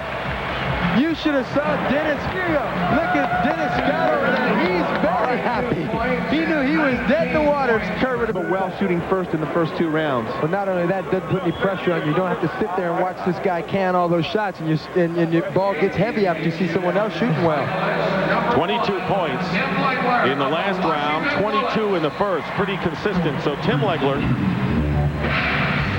You know, the only thing, Reggie, is I think that if I was Dennis Scott, I would have made Legler, since he chose to shoot first, shoot on the basket he had the shot on. He allowed to let Legler go ahead and shoot the basket that he's been tearing it up on. That's a very good point. There's no way. You got to always make the guy go the opposite way, huh? Legler in another rhythm. Oh, he finally missed the money ball. Now this is where the ball starts getting a little heavy, knees start creaking a little bit. He's got it going, 3 in a row. He hit 9 of his first 10 money balls. Not shooting nearly as well as he did the first 2 rounds, though. Dennis Scott could definitely be in the running here. And Dennis Scott is going to know what he has to do to win. That's the advantage he's going to have. Right. I don't know if he can put up a score of 20. I think that might be good enough. Big shot. He's got it. Well, the score of 20 is good, but Dennis Scott had 19, so yeah, but this guy's done 3 in a row. Juwan Howard. He is his coach on the sideline. Tim Legler, who was 13 for 15 on the money balls. That's a tremendous achievement. That guy can shoot. I can't believe that guy has Well, he leads the You know league. what? I tell you something else. Anybody who's never shot one of these multicolored basketball, it takes some practice, because when you hold the ball up over your head, your eyes automatically go up to the different colors. Hey, every NBA player that's watching this game right now, if they ever leave that guy open for a three-pointer, they should be taken right out of a game, Reggie. Immediately. Tim Legler, 13 of 15 money balls, a total of 20. Now here's a consistent three-point shooter. He went over the 20 mark in all 3 rounds. And then that's never happened, has it? I don't believe so. No, I don't think that's ever happened. That's huge. So here are the numbers. He was 6 points from the 3rd rack, 5 from the 4th, and now Dennis Scott knows he needs at least 20. Sometimes you get what you ask for. Dennis Scott said, I want to win this. I want to go talk stuff. Now the pressure's on him. What you going to do, big fella? He's only missed 2 money balls in the first 2 rounds. What do you think, Reggie? Can he do it? I think he can do it. Will he do it? I think he will do it. I don't think he will. I say no. I say he can do it.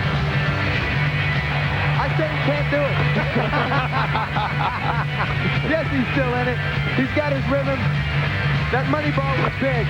He could get these next 3 racks. He's in good shape. And you know he's a rhythm shooter. Oh, I don't know. But his fate is in his own hands, guys. What do you think? No, I don't think he can do it. If he makes them all. Oh, that might have been it. That did him in. That middle rack. That's usually his best shot, too. The one from the top. Well, he won't get to go talk stuff. He won't get to, hey guys, thanks for the check. He's got the money ball, but it's too little too late. Tim Legler already celebrating over on the bench. He's going to get $20,000, and he's going to love every penny of it. That was Tom's present for his wife, huh? Yep. His wife had only labor due so that Tim could come here to compete. The baby was born on February 1st. His wife, Jennifer. And how happy is Tim Legler and Juwan Howard, the Washington Bullets duo, as Tim Legler has won the 1996 AT&T Shootout. It's so nice. It's apropos. New baby, wife, Valentine's Day. What a present. 20 grand in my pocket. I'm going home. You know, that's just a lot of pressure on Dennis Scott. You know, when a guy goes out and makes 20 and you have to go out there and make 20, that is a lot of pressure in that Danny, competition. I think the key was what you said earlier. He should have made Legler shoot to the other basket. I think that would have been big. All right, Tim Legler has won. Rasheed Wallace at the winning basket in the rookie game. So far, a good day for the Bullets.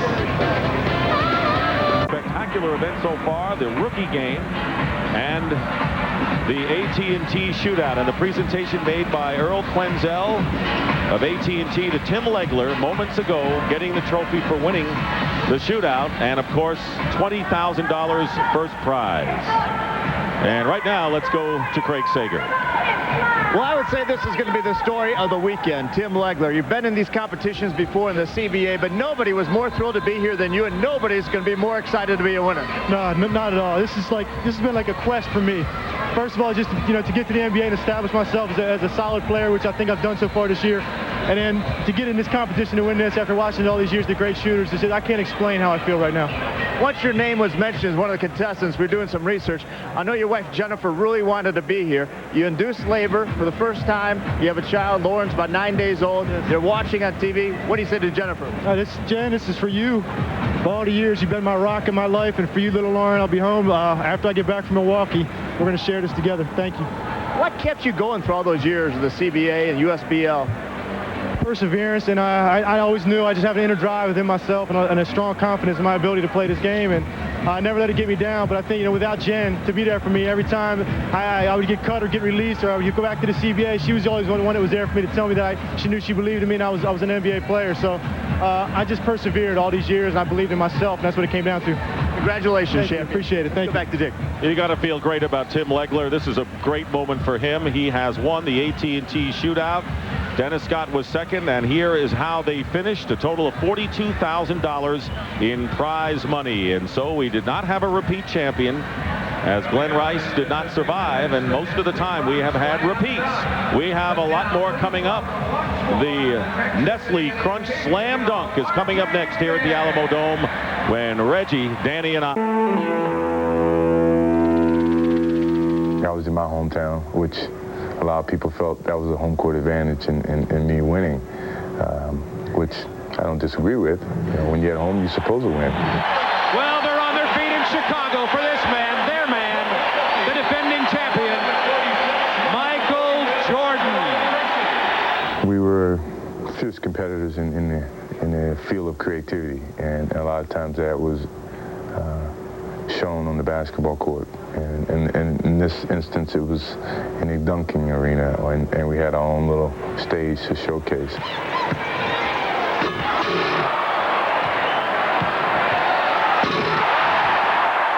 It was the last time that I can remember that the competition was so much of a thrilling to watch, because you knew the appetite or the element of creativity was about to be elevated with the two parties that was involved. Oh, mercy.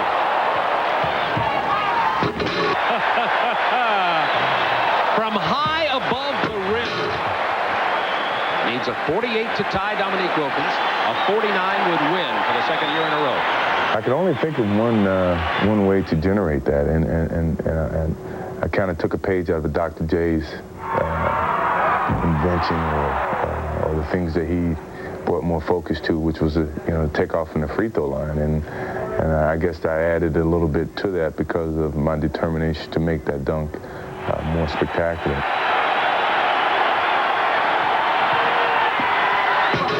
When I did it, I really felt I had an opportunity to get a 50. I didn't know, but I had a good opportunity that I would get a 50. They gave him a 50. They gave Jordan a 50. He defends his championship. I kind of missed those rivalries between Dominique and myself, but we have memories, we have film, we can always reminisce back at those moments. Can we still do that today? I don't know. Chuck, I'll have to admit I watched that one on TV. I know you were at Chicago Stadium that night. Your recollections of that duel? Well, it was probably easily the best we've ever seen, and Michael at home court, I don't think you're ever going to beat him in all those teams. During the NBA, the return of Magic Johnson. Obviously, you love this game. That's why you're at the All-Star. Oh, yeah, and my wife twisted my arm to say I had to come and bring her. So we're here having a good time. And, you know, whether I was playing or not, I've been here since I've been retired for the last 4 All-Star games. And this is the event to be at. Whether you're playing or participating or not, you still want to be here. It's festive. It's the greatest show on earth. You get to see guys shoot. You get to see the rookie game. And, of course, this is what we all been waiting for, the slam dunk. And then tomorrow, you know that the game is going to be incredible. Biggest question I think asked this weekend is, will Magic bring the Lakers back? I don't think there's any question that they are now a big contender. Let's go back to the table. All right, Craig, and they're on their way. And right now, to meet the competitors in the slam dunk, let's go to the public address announcer, Stan Kelly. And now, here are the competitors in the 1996 Nestle Crunch Slam Dunk. He may be the shortest player in this year's competition, but when he goes up, there's a whole lot of air between him and the hardwood from the Orlando Magic, Darrell Armstrong. Hello. The son of Hall of Famer Rick Barry is a high-flying rookie guard with moves all his own from the Los Angeles Clippers. Welcome, Brent Barry. An extraordinary leaper who can throw it down with flair. Welcome, New York Knicks, Doug Christie. This explosive rookie is a quick leaper who has played his way onto the rotation with hustle and drive. But the Phoenix Suns, Michael Finley. This powerful swingman, the unsung hero of some great Louisville teams. Now he's brought his energy and athleticism to Boston, Greg Minor. This high-flying rookie leads his team in scoring and excitement. Already one of the best one-on-one players for the Philadelphia 76ers, Jerry Stackhouse.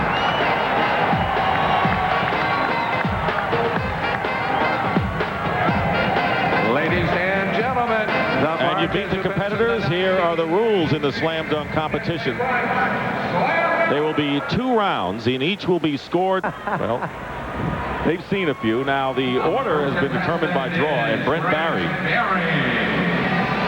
is going to go first. I'll tell you what, we saw a lot of these players with some spectacular dunks in the rookie game, didn't we? Well, not only that, I think that going first is an advantage in some sense because you're pretty warmed up.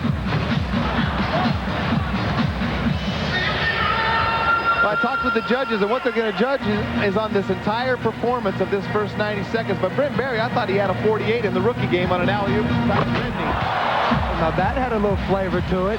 He's just got to make sure he gets 3 dunks in, and then he can go for something spectacular. That wasn't spectacular?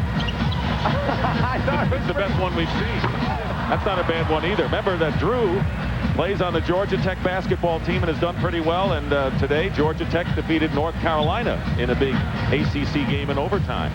He's going to bring out the free throw line. Dr. J invented this dunk, I don't know how many years ago, Reggie, 20 years ago, and Brent Barry is going to do it in the first round. He's bringing it out. But you know what? You have to love it because it's still a tremendous lead.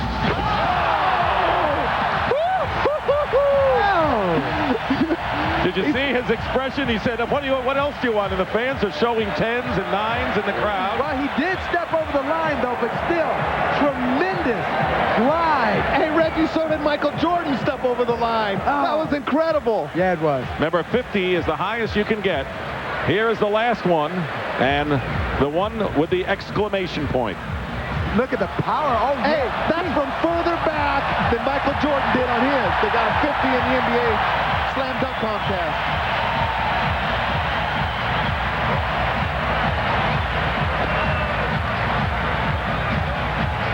Let's go to Cheryl. Hey, Brent, I know you have to be pumped. This has to be the first time I've ever seen somebody go out, do the dunk with a sweat jacket on, but you were certainly sensational. I got to stay warm. I don't got much of a body, so we're trying to stay as warm as possible. But it's tough to come out, Cheryl, and be first because the judges are a little tough on you. And as you can see, the scores are a little bit low. But hopefully I'll be able to get in the second round. All right, good luck in the second round, partner. He doesn't have much of a body, but he's got a set of legs on him. Hey, well, the next time he comes, bring your chest, Brent. All right, here's Darrell Armstrong, 6'1". Now, he only played in a handful of games so far this year. Spanish League All-Star, and he has been tutored by none other than Shaq. Well, he said that he's got a dunk he's going to bring out if he needs it, that the whole world is going to love. Oh, little fella. Pretty good start. Well, he's a little guy. He's only 6'1", and Shaq and Penny campaigned with Rod Thorne to get him in this contest. He only has 1 dunk in a game so far. That's got to tell you something. I'm going to give you a hint of what this dunk is called. He said, Reggie, I got a lot of shoes to fill. That is his second attempt. And Darrell Armstrong just came off the injured list last Wednesday against the Detroit Pistons. Well, I had talked to him about it earlier, you know, not being around and being kind of a special guy. Ooh, that would have been good, Reggie. That would have been very nice. He had some serious ups on that. I think Patrick respects him pretty much after that attempt. Well, we'll know if it was a fix if next week they put him back on the injured list. And if he tries another one of those dunks, he's going back. That's no attempt. That's no attempt. He's got a couple of dunks. He's going to make this, but he's got to get into it. That's the old Spud Webb dunk here. The little guy's dream.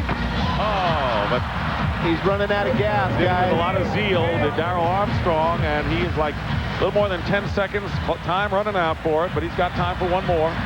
And he only needs one more to get in. But if he misses this, he needs 2 more. Oh, he's not going to make it. That's what he gets for being on the injured list all year. He's been tired. He's out of shape. Can't play him 90 seconds in the game. You know what I told him? He said, Reggie, I got this dunk that's going to put me over the top. And he said, I'm going to give you a hint. I got a lot of shoes to fill. But you got to make it to the finals to get there, baby. Let's see what Shaq and Penny have to say about that. Let's go to Craig.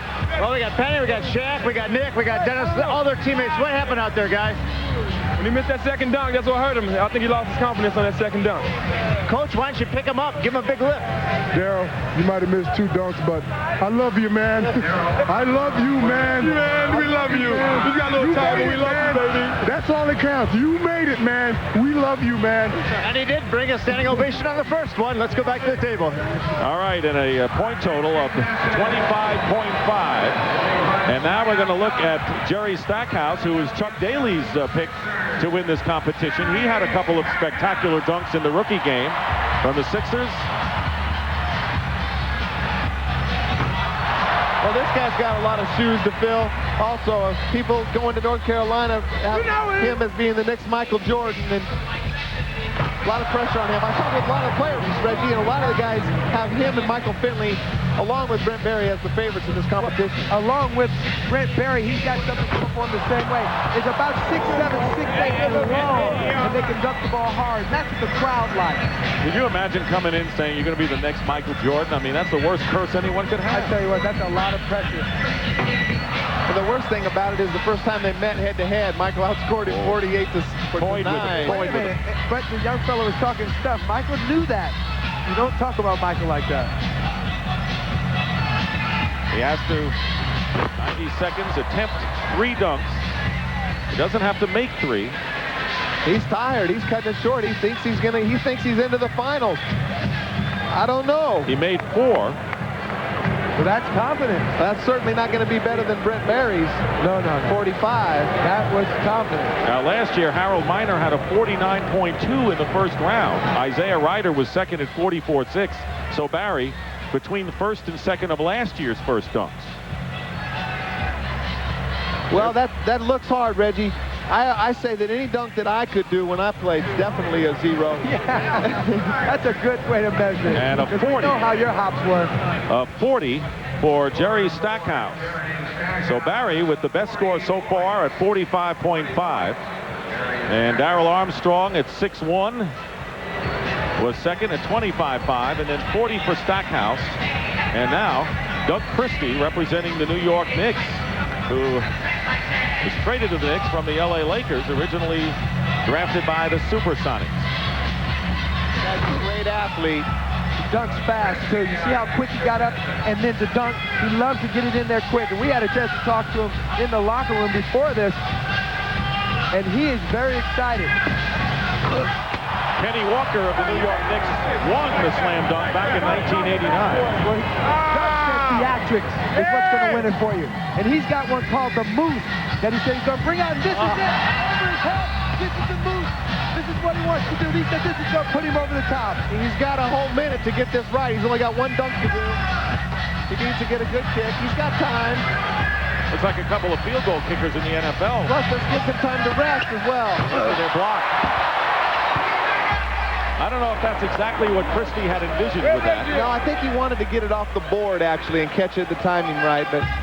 This is true.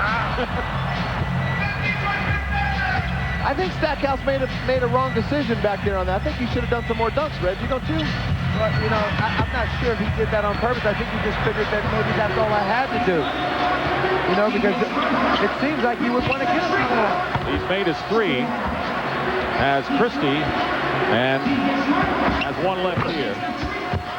A routine slam, and that'll be enough for Doug Christie of the New York Knicks, who has great moral support by Patrick Ewing, his teammate. I think what he's trying to do on this one, he got this one from Kenny Smith, Reggie. We worked on that in Sacramento practice. I think Vinny Del Negro was the first one to teach Kenny Smith that one. Yeah, but only Vinny laid it up when he did his. This is the Moose. This is the one he wanted. But I think, like you said, he wanted it off the glass. If he could have got it off the glass and got one hand where he could have got up on it, it would have been a much more spectacular dunk. Score of 39.5. Let's send it over to Craig. Well, Patrick, come on. He deserved at least a 45. But he didn't get the one he really wanted, did he? No, he didn't. But I'm here rooting for him. I think he's going to win. I got all my money on him. And that's a lot of money. That's right. Okay, let's go to Cheryl. Thanks a lot, Craig. Well, Doug, you're a little upset. It didn't really go the way you wanted. What were you anticipating? Just a little bit smoother, you know. Not too much more. Tried to make it to the final round, but I don't know if the 39 is going to get me there, but you know, it's a good time. All right. Looks like you got a good score. Let's take it back to Dick and the high riser, Danny Ainge. All right, there are the standings so far. The top 3 advanced, and right now that would be Barry, Stackhouse, and Christie, but we haven't seen Michael Finley.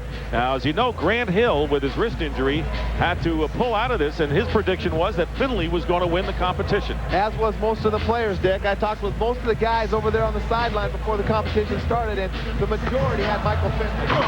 And we see why on the first dunk. He's just getting loose. He does those in the games.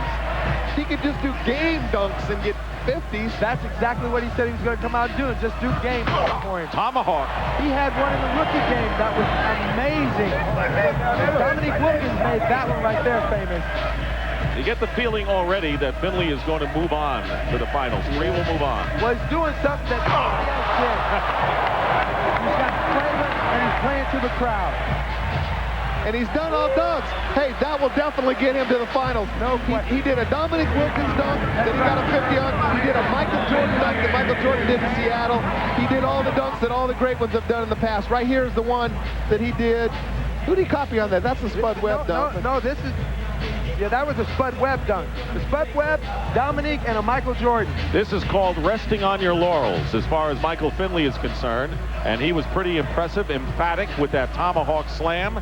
And a 45. So Michael Finley just a half a point behind Drew Barry, who still has the highest score at 45.5. But Finley will move ahead of Christie and Stackhouse with 1 more to go, and that's going to be Greg Minor of the Boston Celtics. Oh, my goodness. Now that had some hops. That was impressive, Reggie. Now, one guy thought that this guy would win it of the people I talked with, but that is pretty impressive, that first dunk. Got a little bit of juice on that one, kind of a little shake up top. But I didn't think he got up that high on that particular dunk. None of the players in this year's field have competed in this contest before, so this is their first moment in the sun, and they're looking pretty good at it. Well, I think Minor, all he has to do is beat Stackhouse's 40, Dick, and I think that he's already done that. Drew Barry and Michael Finley are already in, so we have 2/3 of the finalists all set here in this Nestle Slam Dunk contest. Brent Barry, that is. And he might have just pushed Stackhouse out of it. Stackhouse did make a mistake, maybe, and not take another dunk. Maybe got a little better point. So can Minor surpass the 40 of Jerry Stackhouse? That's what's at issue right now. He's got to. He did a better job. Look at the height. Look how high he got. Ooh, his head was almost on the rim level. Could you do that one, Reggie, in your prime? Off a trampoline.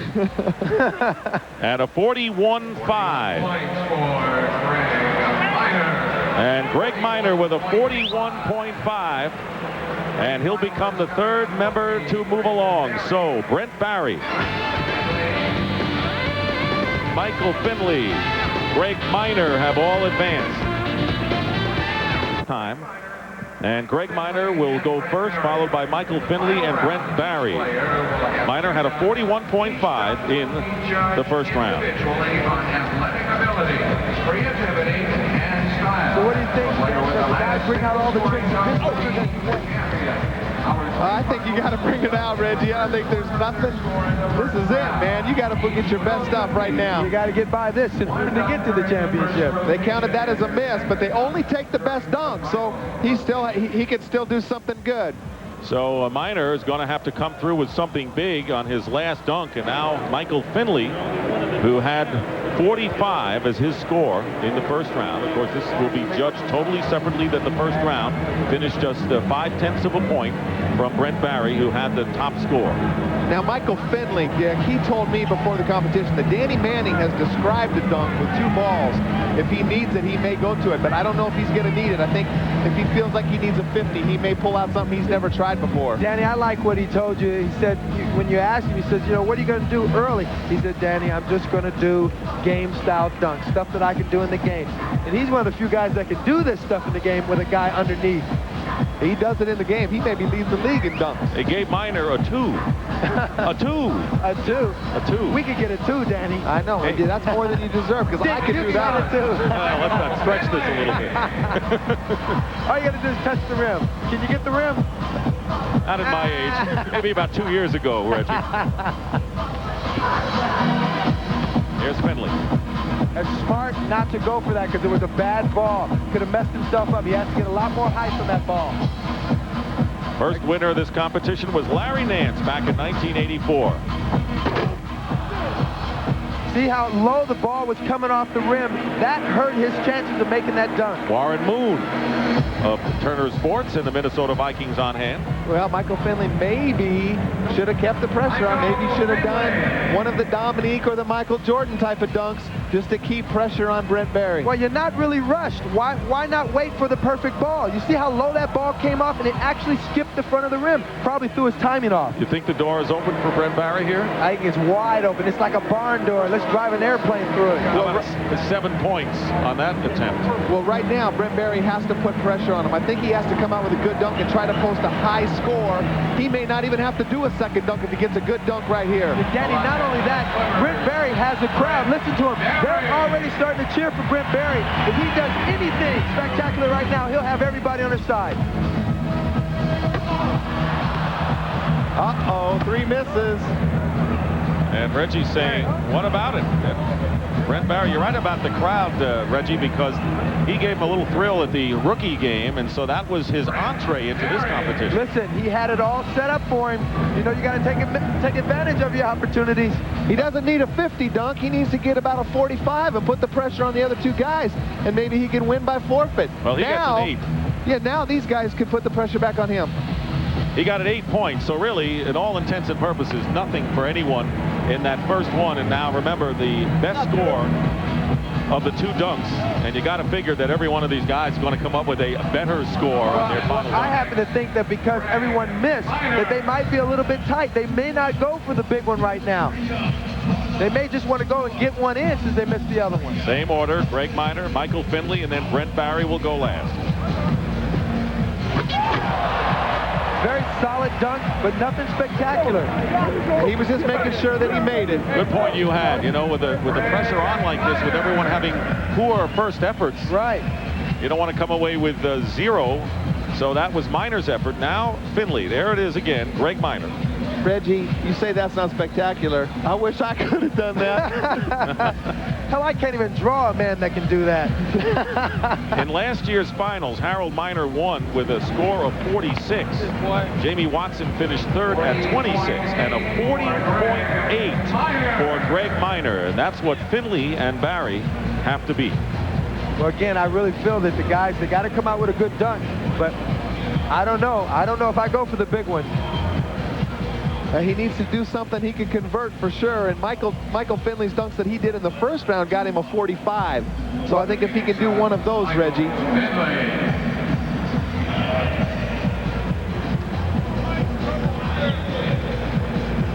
lot of people, as you mentioned, around the NBA think that Finley was going to win this contest, including Grant Hill.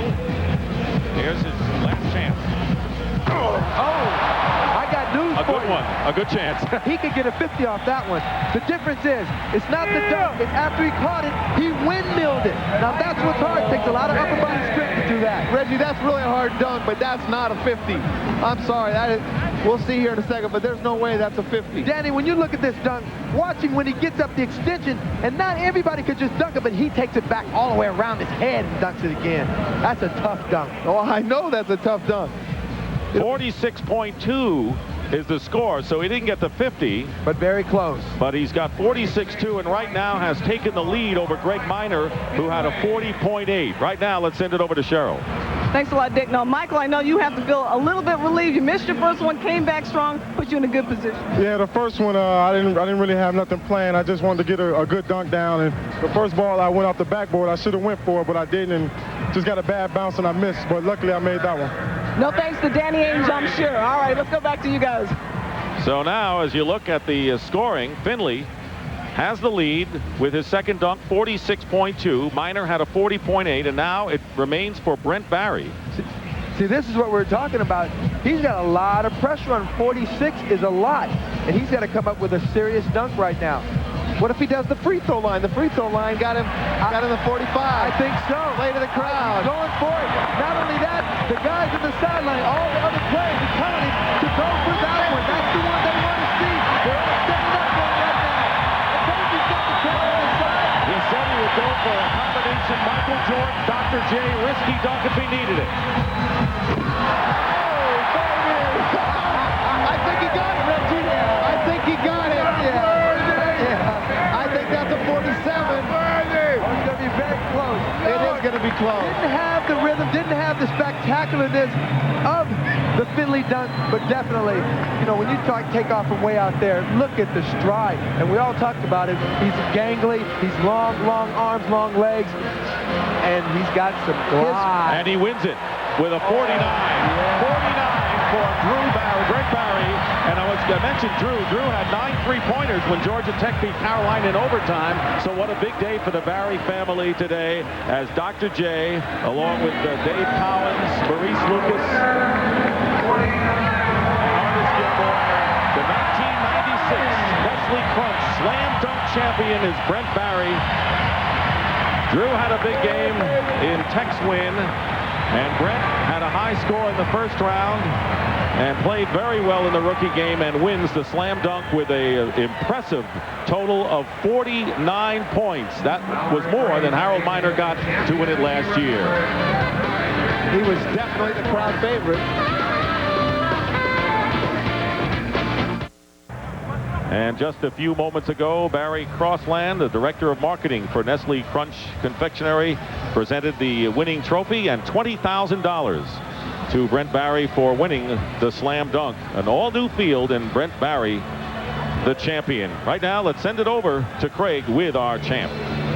Well, Brent Barry has won slam dunk championships before in high school and also the big one in college. And you got to the Final Four and won that one. But this is a whole nother level, being the slam dunk champion of the NBA. It is. I mean, just an unbelievable day. You know, I watched my brother Drew today at Georgia Tech beat North Carolina, and then I get to come out and play against, you know, all these rookies and then get a chance to slam in the dunk contest. And it's a day I'll remember for a long time, Craig. You had a lot of strategy today. I did. I didn't do a lot of the dunks that I had planned. You know, I kind of choreographed my stuff to music, and then they didn't let us play it. So, you know, next year maybe we'll get it together a little bit, and I'm looking forward to defending it again. I was standing over by the judges when you did the one from the free throw line. Julius Irving said to me, he goes, this kid won it in the first round. In fact, I've only seen 2 other people do it from the free throw line. Michael Jordan and myself. Well, like I was telling you, Craig, in the first round, you have to come out with something really good, especially being the first dunker. And I was first tonight, and I had to come out with something strong to get a good score. And that score got me into the second round, so I figured I'd just do it again. Dr. J, Air Jordan, what Barry? What's your nickname now? They call me Bones on the team, so I just stick with that. Okay, Bones, good one today. Congratulations. Thanks a lot. Back to the table. All right, and what a great night we had of competition. Reggie, how do you put it all in perspective now? I don't know. It's pretty amazing. I'm real happy for Brent Barry because, you know, hey, he's the first white guy who's won the dunk contest. That's huge. You know, it dispels a heck of a myth. That'll be in the record books, perhaps. Danny, your view on everything we've seen. Well, it was great. You know, Tim Legler was a sentimental favorite of all of the players because he's played with so many different teams, played in the CBA, had the new baby and everything. And Brent Barry was definitely the crowd favorite here tonight. And I think that affected the judges as well. You know, I tell you what, all 3 competitions went down to the wire. The rookie game went down to the wire. The three-point shootout did, and of course the slam dunk at the end, and people just have smiles on their faces. It has been a tremendous competition. Glad to be part of it as Tim Legler of the Washington Bullets wins the three-point shootout, and of course Brent Barry wins. A great day for the Barry family. That's the story from down here at courtside. Len sent it upstairs now.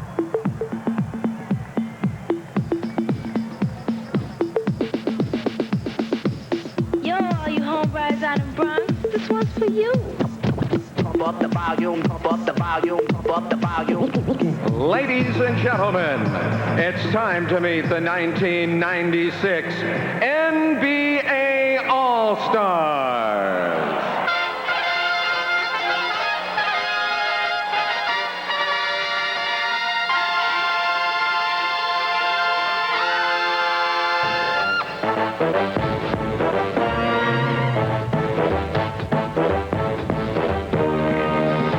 Here are the participants in the 1996 NBA All-Star Game. First, the Eastern Conference, led by the coaches from the Chicago Bulls, head coach Phil Jackson.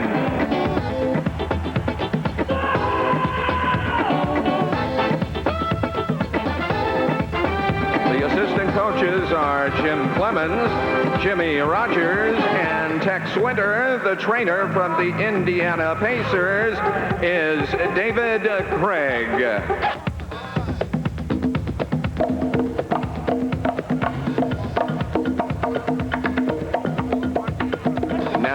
the players. He's one of the rare players who creates excitement from the outside, making his first All-Star appearance from the Charlotte Hornets, Glenn Rice.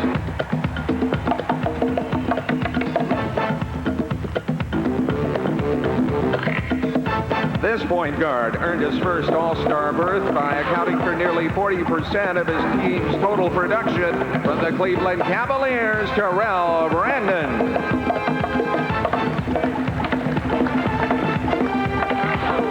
In only his third NBA season, he's already a two-time All-Star, leading his team in rebounding, assists, and minutes from the Milwaukee Bucks, Vin Baker.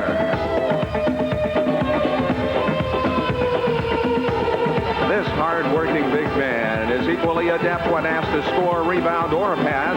An All-Star in only his second season for the Washington Bullets, Juwan Howard.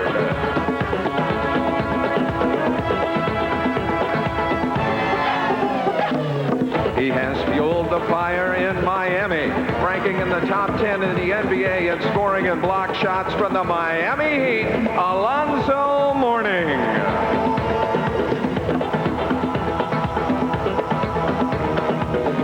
One of the best pure shooters in the league, this three-time All-Star specializes in last-second game-winning shots from the Indiana Pacers, Reggie Miller.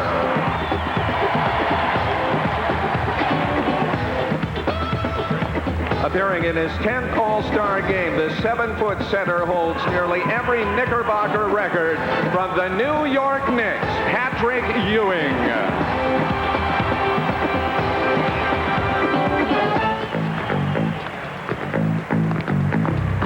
And now the starting lineup for the Eastern Conference. At forward, he led the Foot Locker All-Star balloting with more than 1 million votes in each of his 2 seasons in the NBA. From the Detroit Pistons, Grant Hill.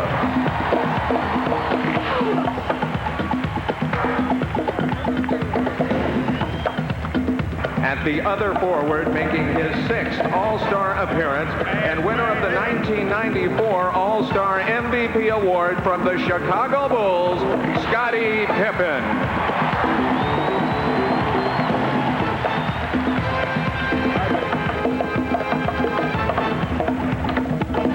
At center, a man who led San Antonio Cole High School to a 36-0 record in the Texas State Championship in 1989 from the Orlando Magic, Shaquille O'Neal.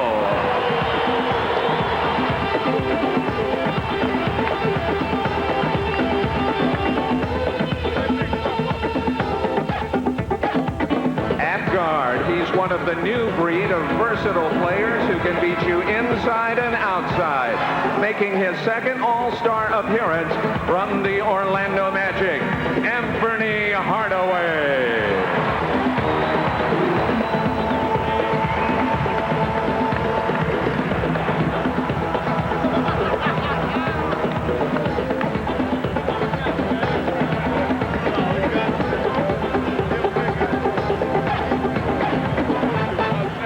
And at the other guard, a 3-time NBA Most Valuable Player, 3 times Final MVP, and 7-time NBA scoring champ from the Chicago Bulls, Michael Jordan.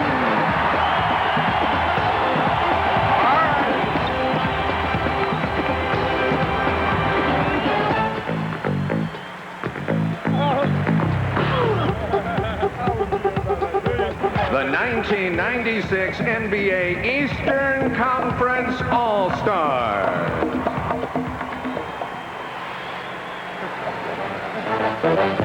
Now your Western Conference All-Star.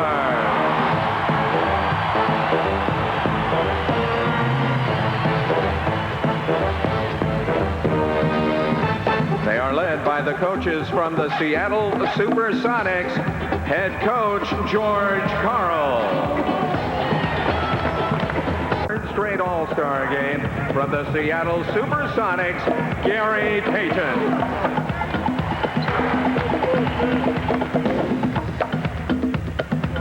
This four-time All-Star scored 22 points in 23 minutes to win the Most Valuable Player Award in last year's game from the Sacramento Kings, Mitch Richmond.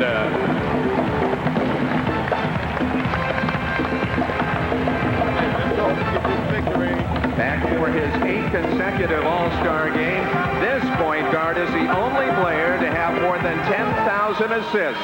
The 1993 co-All-Star MVP from the Utah Jazz, John Stockton.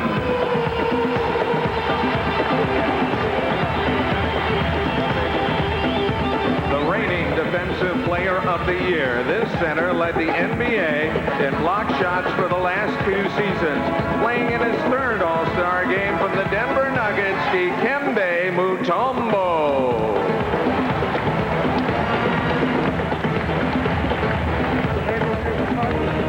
An 8-time All-Star, the 1989 All-Star MVP, and co-winner of the 93 award from the Utah Jazz forward, Karl Malone.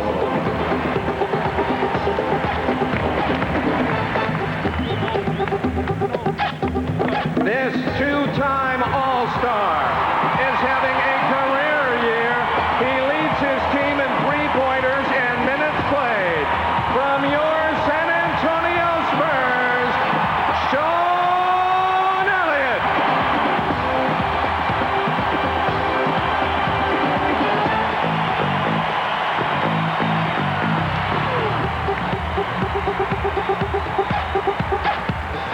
The 1995 NBA Most Valuable Player and 6-time All-Star, you know him as the Admiral from the San Antonio Spurs, David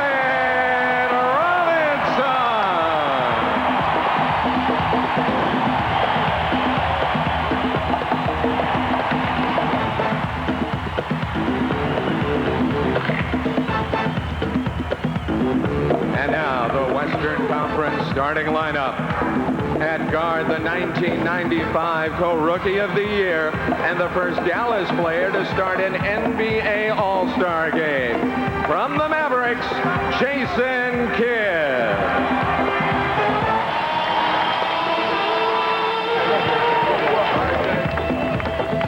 At the other guard, this 9-time All-Star won an NBA ring on his 3rd trip to the finals last season from the Houston Rockets, Clyde Drexler.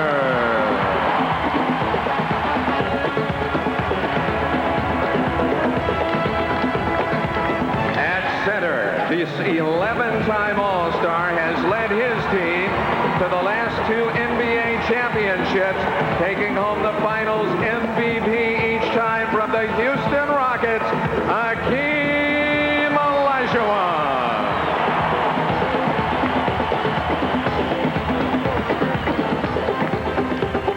At forward, he leads his team in points, rebounds, and blocks.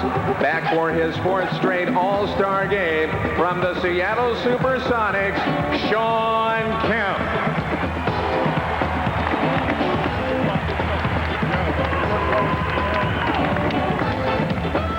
And at the other forward, he leads the West in the All-Star balloting. The 1991 All-Star Game MVP, playing in his 10th All-Star game from the Phoenix Suns, Charles Barkley.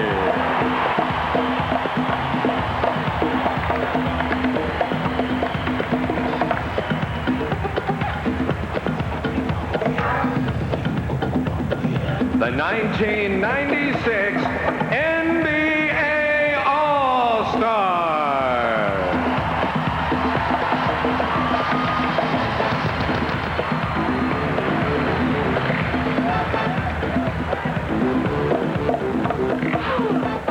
Ladies and gentlemen, please stand for the presentation of the colors by the Lackland Air Force Base Joint Services Honor Guard.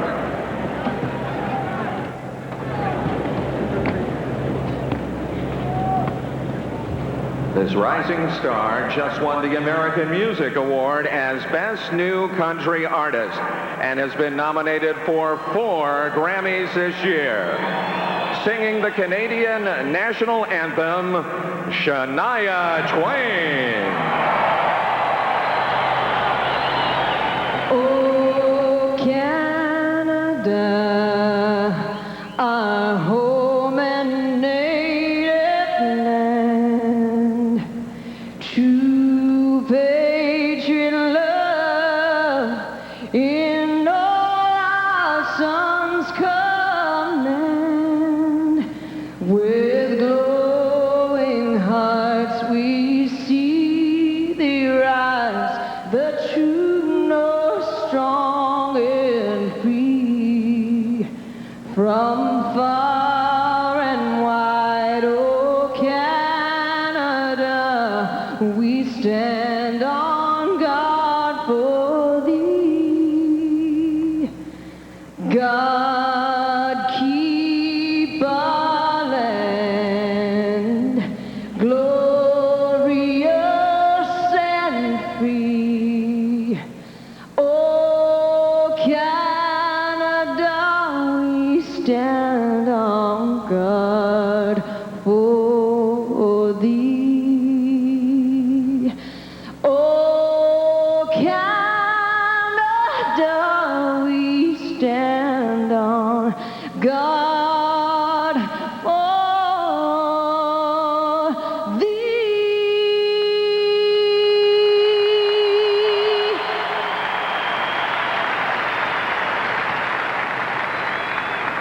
And now to honor America with the singing of the national anthem, please welcome one of the stars of Tejano and country music, recently nominated for 2 Grammys, the pride of San Antonio, Emilio.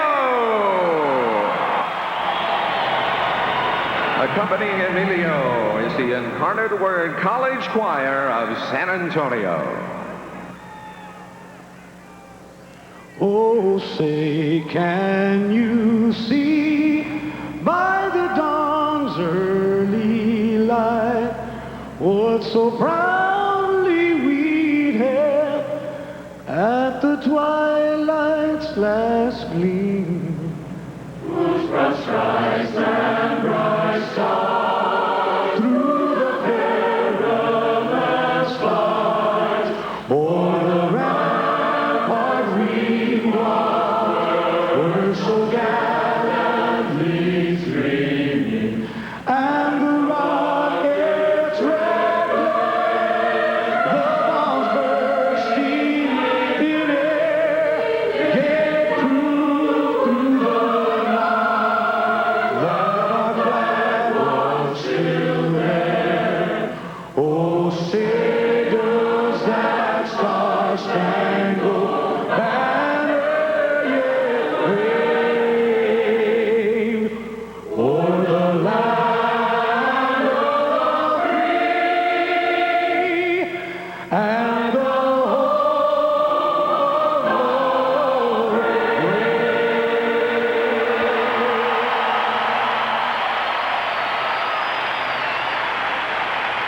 Two beautiful O'Neal and Akeem Olajuwon on the opening tip.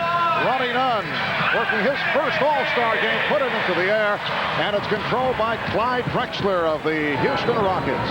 Here's Jason Kidd, who comes off a sensational 25-assist game the other night, and Sean Kemp. So the West with a 2-0 lead. Penny Hardaway of the Orlando Magic being played by Kidd. Shaquille O'Neal, and he goes to the jump hook. Here comes Kidd for the West. He has Drexler with him. Drexler from Kidd. Well, these games are generally, the tone is set by the point guards, and right away we've seen Jason Kidd create 2 baskets for the Western squad. Scottie Pippen. Pippen on the drive. Well, we haven't seen any full court pressure here. I think Phil meant after a free throw. Yes. Oh, and again the outside attempt by Sean Kemp. The West with a 4-2 lead. We're just underway. Here's Kidd. He has Olajuwon and Drexler. Olajuwon. And Grant Hill of the Detroit Pistons pops it down to Penny Hardaway. Puts the move on Kemp. Marv, let me ask you a question. You've been around a lot of these coaches and done a lot of all-star games. Why do they even pose that they would throw out any strategy? You know, Phil said it with a straight face to both Matt and myself, and we bought it. And then I said, now, wait a second, you're not kidding. He said, no. The game is young, Steve. And Kemp fouled by Hill. Sean Kemp averaging 21 a game, 12 rebounds in his 7th season with the Seattle Supersonics. Hit with that foul. The steal by Pippen. Hardaway for Michael Jordan. Giving the East a 6-4 lead. A very unselfish play there by Penny Hardaway. Off the feed from Scottie Pippen was wide open for a layup, but dropped it off for Jordan to get him involved. I wouldn't have done it. The man pulled my pants down in the opening lineup. No, I wouldn't have given him the ball. Yes, some early comical moments. Michael Jordan getting to the Jersey fence. O'Neal with the catch of the bucket. Jordan pulling Hardaway's pants awry as the player introductions were run down right at the start. And even little Penny was embarrassed. Last season in Phoenix, the West beat the East 139 to 112. The East has won 28. The West has won 17 in All-Star play. The East in the midst of an 8-0 run. Olajuwon not able to end it. Behind the back, we're going to see plenty of spectacular passes amongst all these players. The question is, will they have enough feel for each other and enough timing to catch them? Shaquille with the ball fake. It counts, and the foul. Foul committed by Olajuwon, and Shaquille O'Neal to the line. Well, Jason Kidd always hanging around the basket at both ends to rebound. The passing so quick that the Eastern squad never saw it coming, and Barkley said, look what I found for an easy lay. They're going to have a lot of fun playing with Jason Kidd, a real live candidate to possibly be a member of Dream Team 3. Well, you know, this is a big opportunity for Jason Kidd to really kind of make a statement about the Dallas franchise. They've been down all year. People have really not looked at what he's done, but he's coming off some terrific ball games before the All-Star game. Yes, a very disappointing season for the Mavericks, and there is Kidd again. You know, Jason earlier in the week was said to be a doubtful because of a lower back problem, and he told us no way he would miss this. Michael Jordan able to line drive at home. The East with a 12-8 lead with 3.5 gone by. You know, Mark, all of these players, and Matt, you know it too, always say before the game, I'm not sure I want to go, but once they get here, they're happy they come, and it's really hard to miss an all-star game when you've got the opportunity. Charles Barkley cuts it to a 2-point lead. East on fire here at the start, and Grant Hill continues the assault. Hill with the steal. Pippen gives it back. Here's Hill. Grant Hill. Now you got to go to the record book. And this is going to be like they used to play basketball in the 60s in these games. 47 points were scored in 1961 in the first quarter, and we might see it happen today. You're seeing a team from the West not playing much defense, looking to score a lot of points. And a holding foul indicated. It's on Shaquille O'Neal. A huge crowd on hand here at the Alamo Dome. 36,000, which will not set an NBA All-Star record. The record is 44-7. Michael Jordan getting down. Back in 1989 at the Houston Astrodome, they had better than 44,000. The East up by 8 points. The East 9 of 10 from the field. They've hit their last 9. Barkley gets inside. Nobody really challenging shots inside, and so far, both teams shooting a pretty good percentage from the perimeter as well. That means a lot of high scoring, Steve. Wow! Hill beating Kemp. That was cheesy. As the East has hit its last 10 shots. No, they made a deal. You let me have one, and I'm going to let you have one on the other side. We'll see if Grant Hill turns the Rain Man loose. Drexler setting up against Jordan. Olajuwon. And I think the game that's the hardest, and John Kidd gets that in, is for the centers, because they don't get to put on a show. Kidd again, flipping it back. And Kidd, the recipient of the pass from Barkley. But a 3-second violation has been called. Ed Rush doing it with a smile on his face. Timeout called, 6:41 left, first quarter. Warm-up pants. Well, and Penny, not holding any grudges, has been looking for Michael every time out on the floor. Passed up a layup to dish off an easy one for Michael Jordan. Caught him on a breakaway, as those two have clicked so far early in this ballgame. But you know what that tells us? Michael Jordan is really about having fun. The second time around, he is enjoying himself, and I think even this All-Star game is going to be a real enjoyable experience. Before it was all business. Shaquille O'Neal coming up short. The East had hit their previous 10 shots. Beautiful pass. Pippen getting it to Hill. Grant Hill has hit on his first 4. He has 8 points. The East 22 and the West 14. We have 6:10 remaining in this first quarter. The NBA All-Star game from the Alamo Dome in San Antonio. 3-point attempt missed by Drexler. Shaquille O'Neal, who on the pregame portion of our program said that he would attempt 5 3-point shots. And he had an open right there. That's going to be the choice of the day, is the layup. So a lot of these guys are going to get open court play and a chance to really score and do something spectacular. Why bother to shoot the 3? Well, if you just run the floor at all, Jason Kidd will find you with simple passes and with spectacular passes. There, the no-look touch as Shawn Kemp, who runs the floor as well as any big forward in basketball, is the recipient of the Kidd assist. 3 assists for Kidd, and the Admiral David Robinson. Heard it from the crowd as he checks in for the first substitution. David Robinson getting a long standing ovation during the player introductions. Barkley came back. The Kidd was looking for help. The East with a 6-point lead. Drexler with the step. Here's Kemp. Rebound, Robinson. David Robinson in a 7th NBA season, playing in a 7th All-Star game. Kidd off the steal is Barkley on the wing, and here's Barkley bringing the West within 2, as you see Dan Aykroyd enjoying the action. Now, Matt, you've got that coach's mentality. Is it really possible to coach in a game like this? No, not at all. Absolutely no chance at all. First of all, these players are not playing any defense, so that throws everything out of whack. There's the defensive play. Nice timing. Oh, did not work. Slightly overthrown intended for Kemp, and the same at the other end. Well, the strategy is run fast, jump high, shoot straight, and try to keep the lob passes in the building, as this one's sent out of there beautifully by David Robinson, who has made no bones about it. He wants to have a big game here in front of his hometown fans. Here's Kemp. 8 unanswered points by the West, and they've tied the game at 22. We're coming up on 4 minutes remaining in the first quarter. 1 point, the East hit 10 consecutive shots. Jordan got the pick.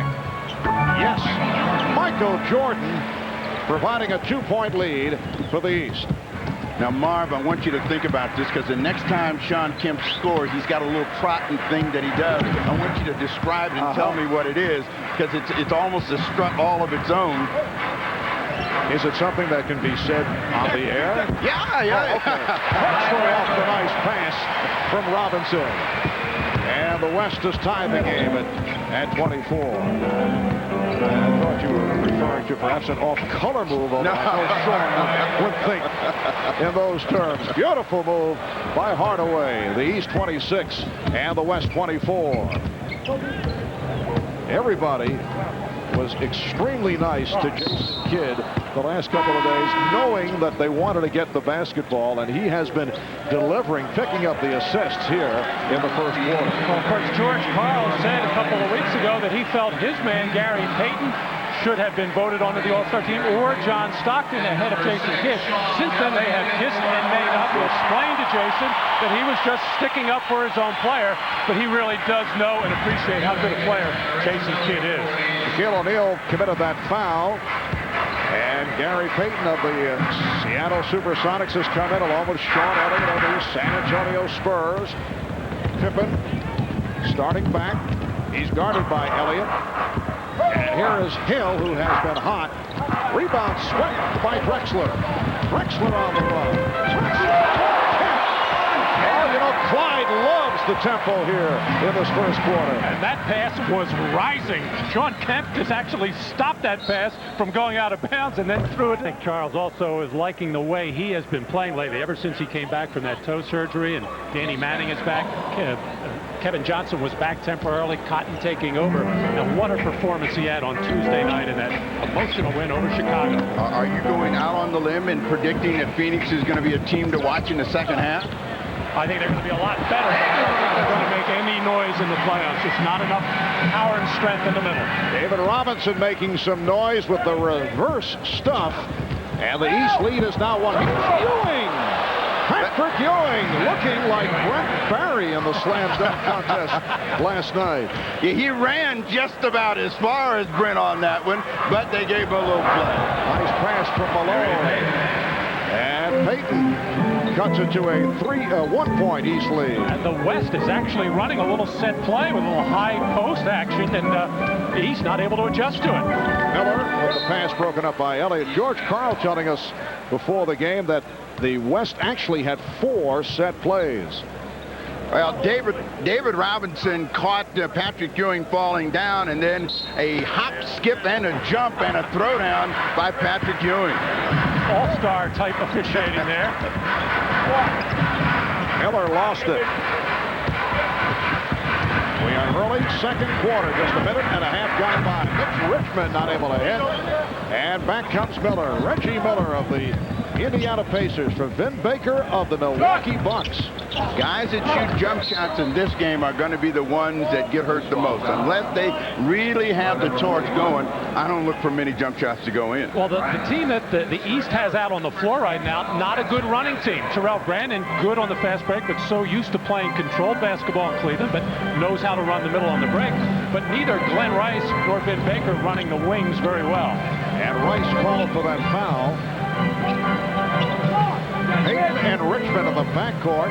Robinson, Malone, and Elliott on the front line. The steal by Payton. Ewing got a piece of it.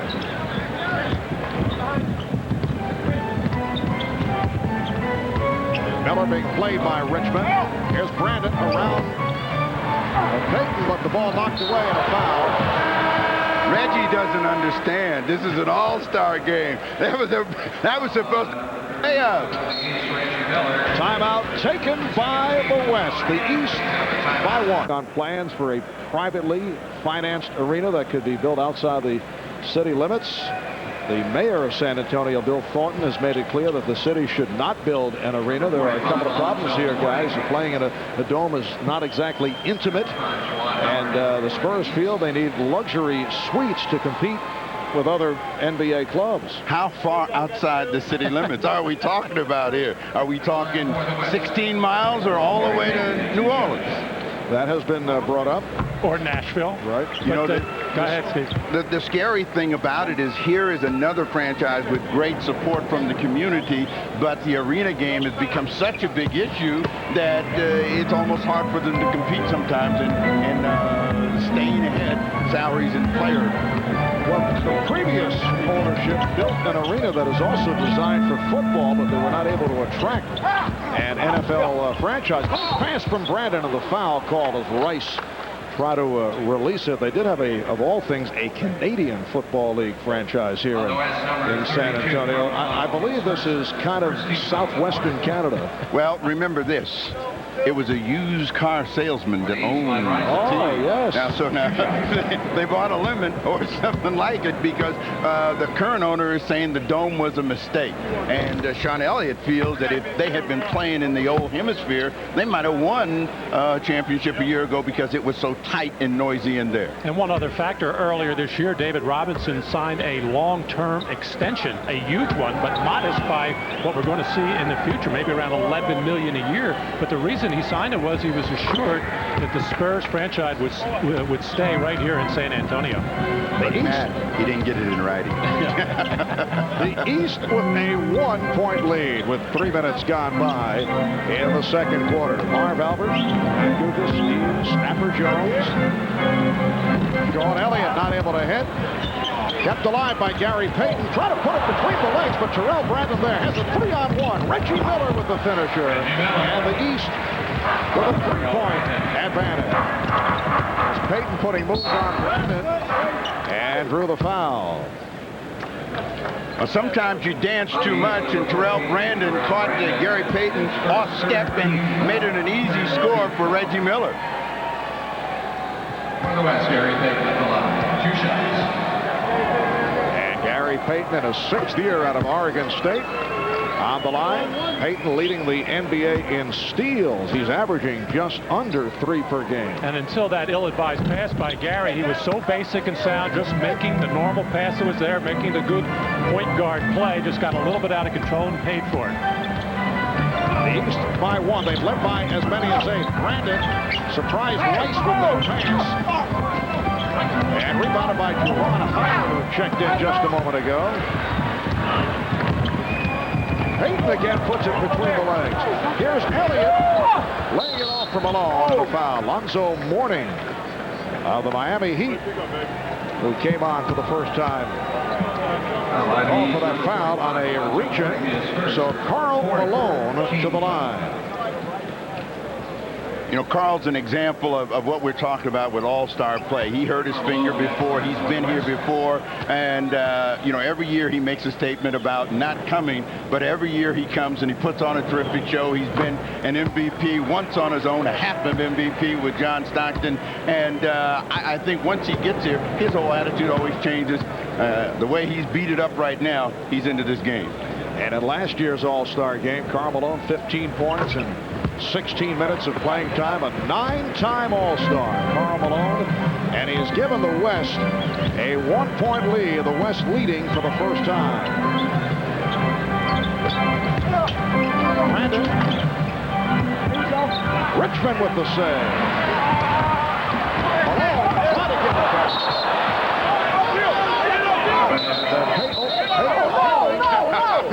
It was touched last by the East. George Karl refusing to give up the basketball. And he has very strong hands. They'll never get it out of there. Actually overpassing on the part of Karl Malone. And the call was changed. The ball will go to the West. Well, you know, George Karl was once known as the Pillsbury Doughboy. He played here for the San Antonio Spurs. I didn't know that, Steve. West ball. Should have had a jump ball between Reggie Miller and George Karl. Yeah. George with roots here. And alley-oop a bit off the mark. Karl with roots here in San Antonio. Played for the Spurs in the ABA and the NBA. Also an assistant coach with San Antonio under Doug Moe in 1979 and 80. Alonzo Mourning has the outside touch. The West with a 42-41 lead. Brandon. For Miller. Mourning around Robinson. The tip missed by Miller. And Malone gets it ahead. Here's Payton whipping it down to the crowd. Well, I think all these guys in white jerseys ought to know with Payton that you got to go toward the basket. Don't drift out to the side because he's going to try to make something special happen. And, of course, Matt, he's used to playing with the Rain Man. You know, you just throw it up there and Sean Kemp will catch it. Juwan Howard keeping it alive. Brandon for 3. So Terrell Brandon with the game's first 3-pointer. East has cooled down here in the second quarter after the hot start. But they now lead by 2. Elliott for 3. Buddy Nutt, both players looking for a call. Well, that's the stat we also have to keep track of, the officials that make the calls. I mean, Ed Middleton's ahead about 3-1 on everyone else.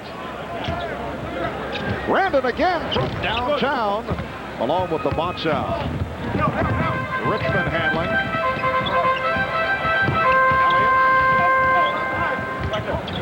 Guarded by Juwan Howard, who has had an outstanding second NBA season with the Washington Bullets. Malone tried the fadeaway. Here comes Brandon. Again, the East on the run. Brandon around Elliott and draws the foul. Sean Elliott called for the hack. It leads to a timeout. The East up by 2 with 6:20 to go in this first half. We'll be back in the Alamo City in a moment. A terrific time for everyone. Boys and girls testing their basketball skills, measuring up to the pros. That's Ahmad's favorite, the bungee shot. Basketball clinics with NBA players paying visits. Lots of autograph seekers of all ages. Plus, NBC announcer edition. Yes! Guard! All right, Michael! Go! Just excellent work. And we're all in trouble. I knew you were giving seminars, Marv, but I didn't know you were over there.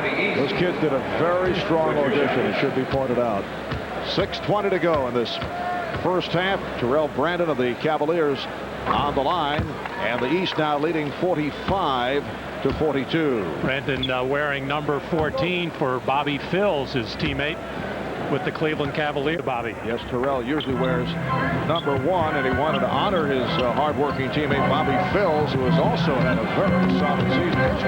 On the drive, all alone ending the drought for the West. They had missed their previous 6 shots. East up by 2. Howard, Pippen and Mourning now up front. Pippen is back along with Hardaway. Great fake by Scottie Pippen. Scottie Pippen, most valuable player of the All-Star game 2 years ago in Minneapolis. Here's the steal by Pippen. It's a 4-on-2. Brandon. Well, Terrell Brandon able to finish it off after 4 players touched the ball. Well, he better make a case for open court basketball with Coach Fratello, because he's really very good here, and he's making some sensational plays, and maybe we'll see things speeded up. Guess what? It's not going to happen. Too much success playing the other way.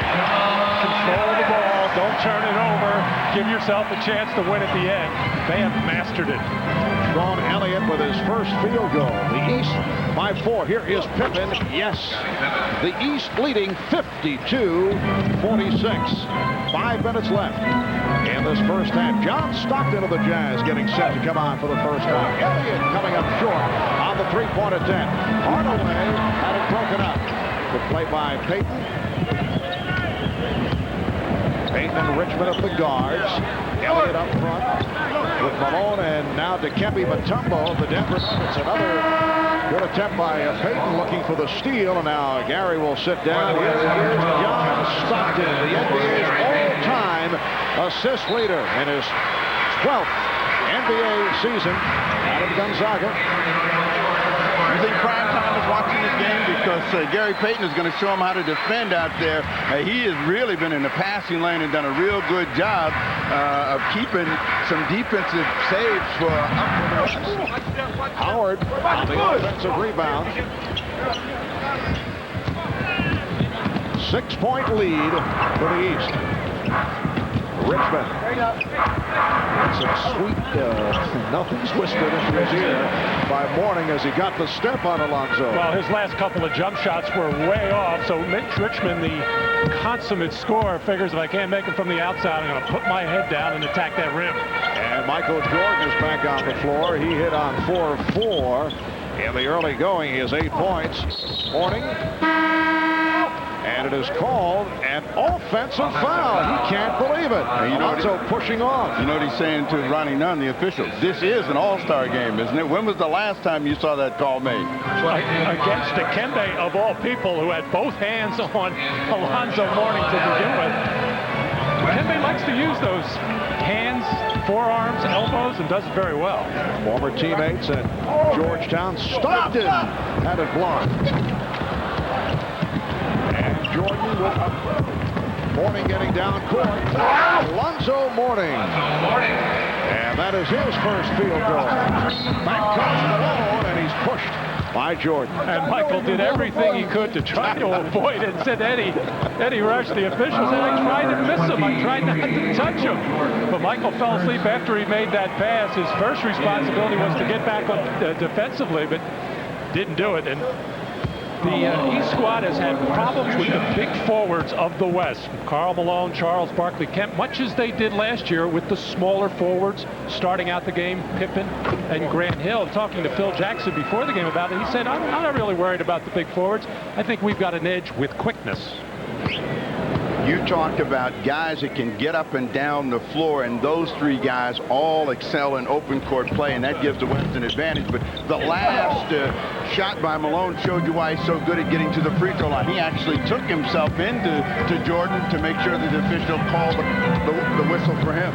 Well, we saw a double up. Here's Richmond trying to help out on Jordan Hardaway for three. The chip missed by Pippen. And Stockton running the floor. A bit too strong. And how often do you see that? Stockton misfiring with Malone. It's like they're not used to playing with one another. They've only done that about 15,000 times, only connected on the play. Timeout called by the East coach, Phil Jackson.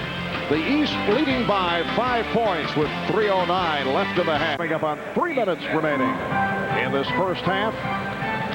Grant Hill is back on the floor, as is Shaquille O'Neal. Hardaway posting up. And a foul is called. Well, there is a definite mismatch out there for whoever John Stockton is going to guard. The last possession before the timeout, he was watching Michael Jordan that went right into the post, and a whistle stoppage, and now right into Hardaway with John Stockton, who just gives up way too much height. And a foul called on Stockton again. A mismatch. Hardaway going at Stockton, who went down and committed the foul. Marv, we have to notice that watching is the word that he used for defensive coverage there. That's a hockey term, you know. Karl Malone departs. Sean Kemp is back. Kemp with 10 points, got off to the fast start. Well, players of all sizes have trouble watching Penny Hardaway deep in the post. Wow. And Hardaway sweeping in, and he was pushed from behind. Richmond tried to help out, and he picked up the personal.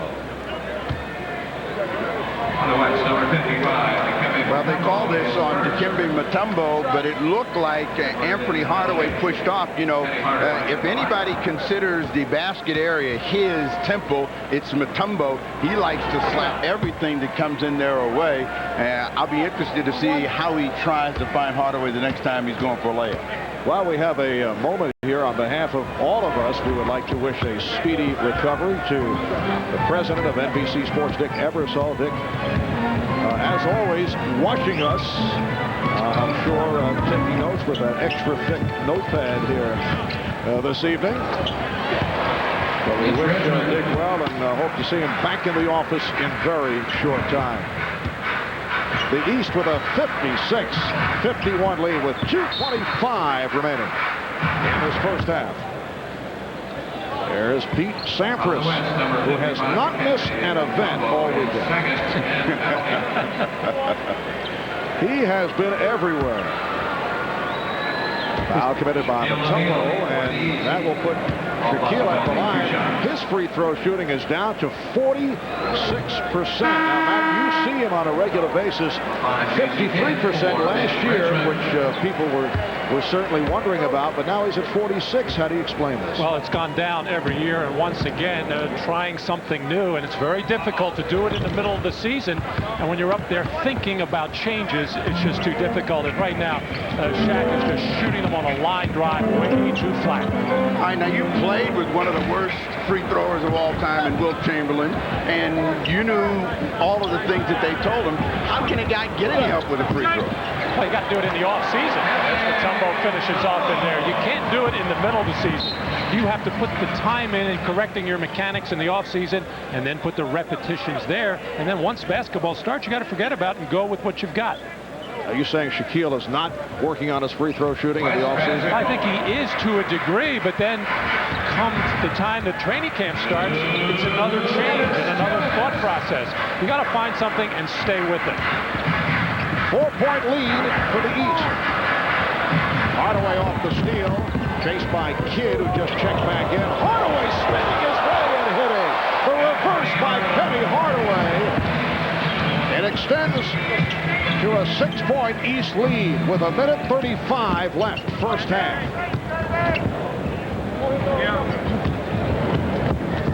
Kidd now being guarded by Jordan. And a traveling violation. Well, Penny Hardaway saying last year in the first half he felt he was too tentative, trying to make too many plays for other people. This time he said he's going to come out and just be aggressive and play his game. And we saw an example of it right there. Well, the West with 17 turnovers. Michael Jordan with the touch. He's 5 of 5. He has 10 points. 8-point East lead. They opened up on fire. At one point hit 10 straight. They hit 10 of 11 from the field. Rebound kept alive by Kidd. And here's Kidd for 3. Jason Kidd, who has improved his offense this season, but still the question is the outside touch is able to hit from downtown. You know, the thing about him is that just when you think he can't make shots from the outside, he'll have a game where he makes 4 or 5 three-pointers in important situations. He's a lot like Dennis Johnson. Look awful, and then make them when they mean the most. It might be the one thing that could keep him off the dream team, because everything else he does well. He can pressure the ball. He certainly can pass it. He can get his team running, but the outside shot against zones might be a question. Come on. What are they averaging? What are they averaging here with wins? They're winning by 40-some points, and we got to worry about outside shooting. I know. Just throw it up at the rim. Somebody will get the business. That is still coaches. 6 points for Drexler. Matt wants to worry, even though he doesn't have a ball club to worry about. Let him worry. I got that from an inside source. I cannot reveal at this time. Coming up on 10 seconds remaining in this first half. Jordan, Pippen, and Jordan with the open shot. Hill with the rebound as the buzzer sounds. And at the half.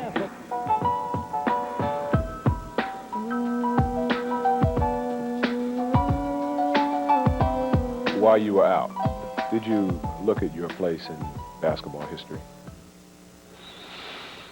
Yeah, I did, and I felt very proud about it.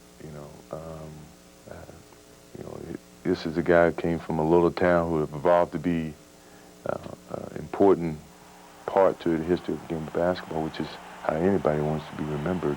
And then when I did choose to come back, I didn't let that be a base or a goal. I wanted to extend further than that. I want to get back to that level and extend it further if I could. That was part of my driving force. Do you study pro basketball history? Sure. I think that's the way you learn about dealing with all different types of players, dealing with the game and the expanding of the game. You brought a different attitude or different expansion to the game. Magic, Larry, myself. It's my opinion that today's players have trouble relating to longevity and a historical perspective about the game because of the economics. It's get in, make the money, and then get out. What's your opinion about that?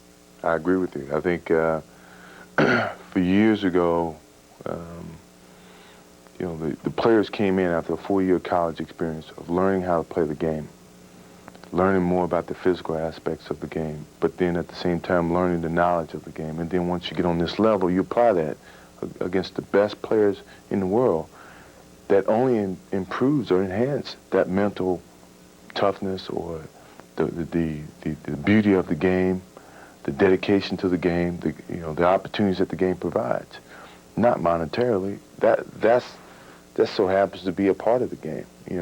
I got a feeling that, even today, I still have that feeling. If you didn't get paid a dime, we still play the game of basketball somewhere. So the love of the game is something that either you have or you don't. You either love the game for what it's about, not for what it provides. And a lot of times I think today's athletes, they love the game for what it provides instead of what it is.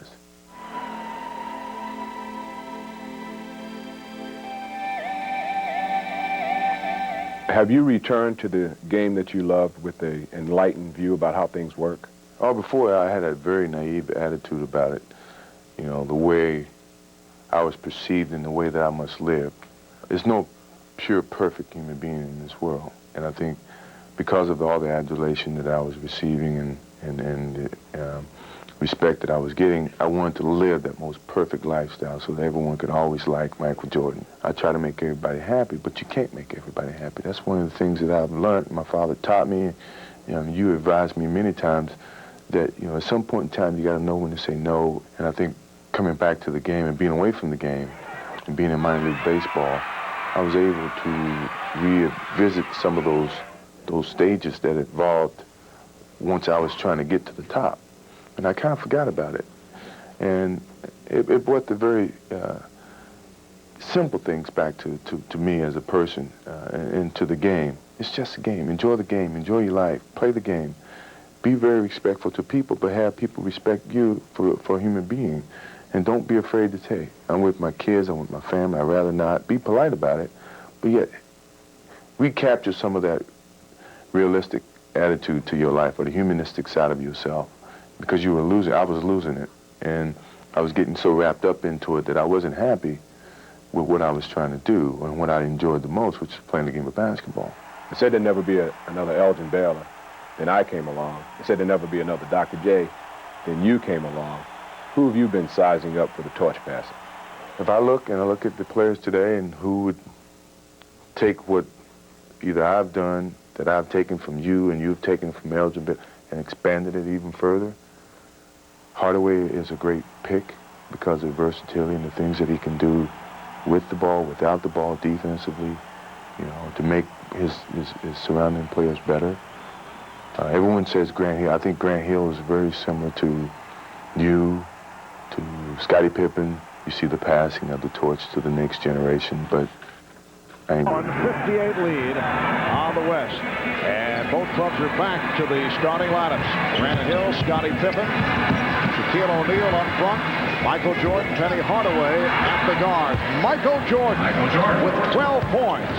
And the East now leading by 5. Setting the West, Jason Kidd of the Dallas Mavericks in the backcourt, along with Clyde Drexler of the Houston Rockets, Akeem Olajuwon of the Rockets, Charles Barkley of the Suns, Shawn Kemp of the Sonics. Hardaway off the steal is Hill. And a terrific defensive play by Penny Hardaway, who with Grant Hill, and they were teammates on the college group that played against and scrimmaged against Dream Team 1, so they know each other well. They just switched on the pick and roll, and Hardaway took it away from the bigger Kemp. Well, we didn't get to hear from the coaches, but I want to ask you something. Here you got one of these all-star games. You got people that have played pretty good. How do you get that energy level back up, Matt? Well, if you're the West, you get Jason Kidd back out on the floor and let him push the ball up the floor as much as possible. And if you're the East, you put the ball in that man's hands, Michael Jordan, to make something happen. Oh, Kidd on the break, slipping it to Barkley. Try to get it back. One pass too many. And Hardaway moving on. Kemp, nice lead. And the East up 67-60 with a minute and a half gone by in the third quarter. You can tell Mark Barkley does not want to be MVP.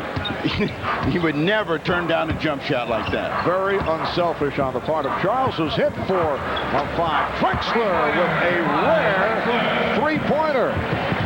And for the West, that is only their second from downtown. They're 2 of 12 from three-point range.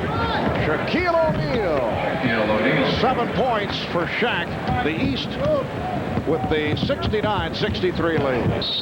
And Olajuwon making the turn was blocked by O'Neal. Well, Charles Barkley is definitely not himself. We heard him seemingly suffering from laryngitis. That may have been out on the golf course in Las Vegas or Phoenix, probably yelling 4 a lot. Yes. Hey, Olajuwon. Is this prepared material you're coming in with now, Matt? Wait, you mean you doubt the 81 that he gave the last time we heard him say anything about golf? And with another opportunity, yes, and it counts.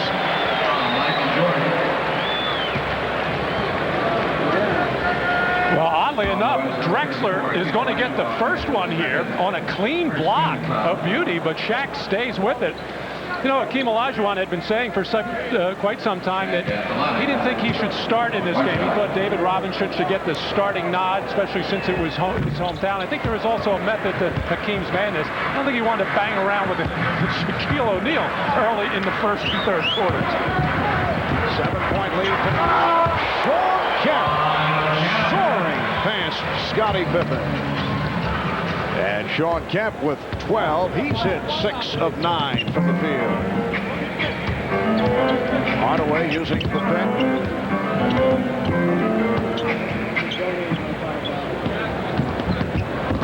There's the dance. There's the dance right there. And he'll take it.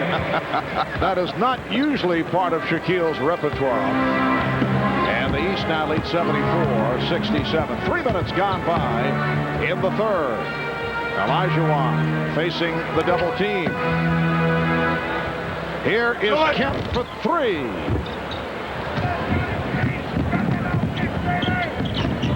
Michael Jordan trying to give it back. Looked like he was setting up to put one down. A moment ago, Shawn Kemp with the sweeping drive for the stuff along the baseline. Let's take a listen. Not only the shotgun, but the sound effect that he gives it on the way down. It's a good place not to have your head right under that rim when people like Shawn Kemp and Shaquille O'Neal are throwing it down. Foul was committed by Kemp. So Jordan to the line for the first time. It was interesting yesterday at the East practice. Phil Jackson had the team scrimmaging. He felt that a lot of these players had not played in a few days. Wanted to get them used to running up and down the floor, passing and catching and getting a feel for each other's timings. And so far it's paid off. Was he working on the full court pressure at that time? I did not see that, and I did not see the triangle offense, although Scottie Pippen desperately wanted to put that in. He just told us that. He loves the triangle. The East leading 76-67. This is the biggest lead for the East squad. Barkley. And here comes Jordan going behind the back on Kidd. Hardaway back for Jordan. Is it fun to play with Penny Hardaway? Give, go, get it back. Michael had the tongue wagging all the way. And that leads to a West timeout. George Karl wants to talk it over. 8:18 remaining in the third quarter. The East now up by 11. Here's the give and go between two of the best, Hardaway and Jordan. And Michael puts it down.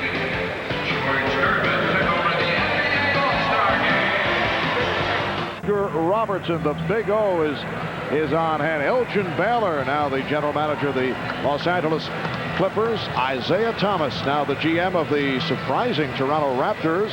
Dave Cowens, who is an assistant coach with the San Antonio Spurs. And Bill Russell, a man who preceded Dave Cowens in the green of the Boston Celtics. 4 minutes gone by in the third. The East up by 11 points. Olajuwon and handled by O'Neal. Hardaway and Jordan in the backcourt. Hill, Pippen, and O'Neal up front. Pippen chased by Olajuwon on the switch.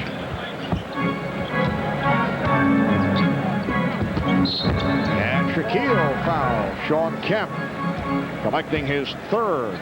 You know, Marv, we just had a look at Bill Russell, and that tells us how times have changed and how he's mellowed, because a long time ago, he wouldn't come to these things, you know, and Bill just kind of divorced himself of basketball for a while, and it's terrific to see the all-time winner back. You know, nobody won more championships than Russell, and he is still the most dominant defensive player we've ever had. Try to deliver it to Richmond. And I've heard Bill talk about how much he really enjoys watching these young big men play, and I'm including Hakeem Olajuwon, David Robinson, Mutombo, who is a very defensive-minded player, and of course, he really appreciates Shaquille O'Neal. I think he wish he would do more things defensively, but you can't help but like Big Shaq.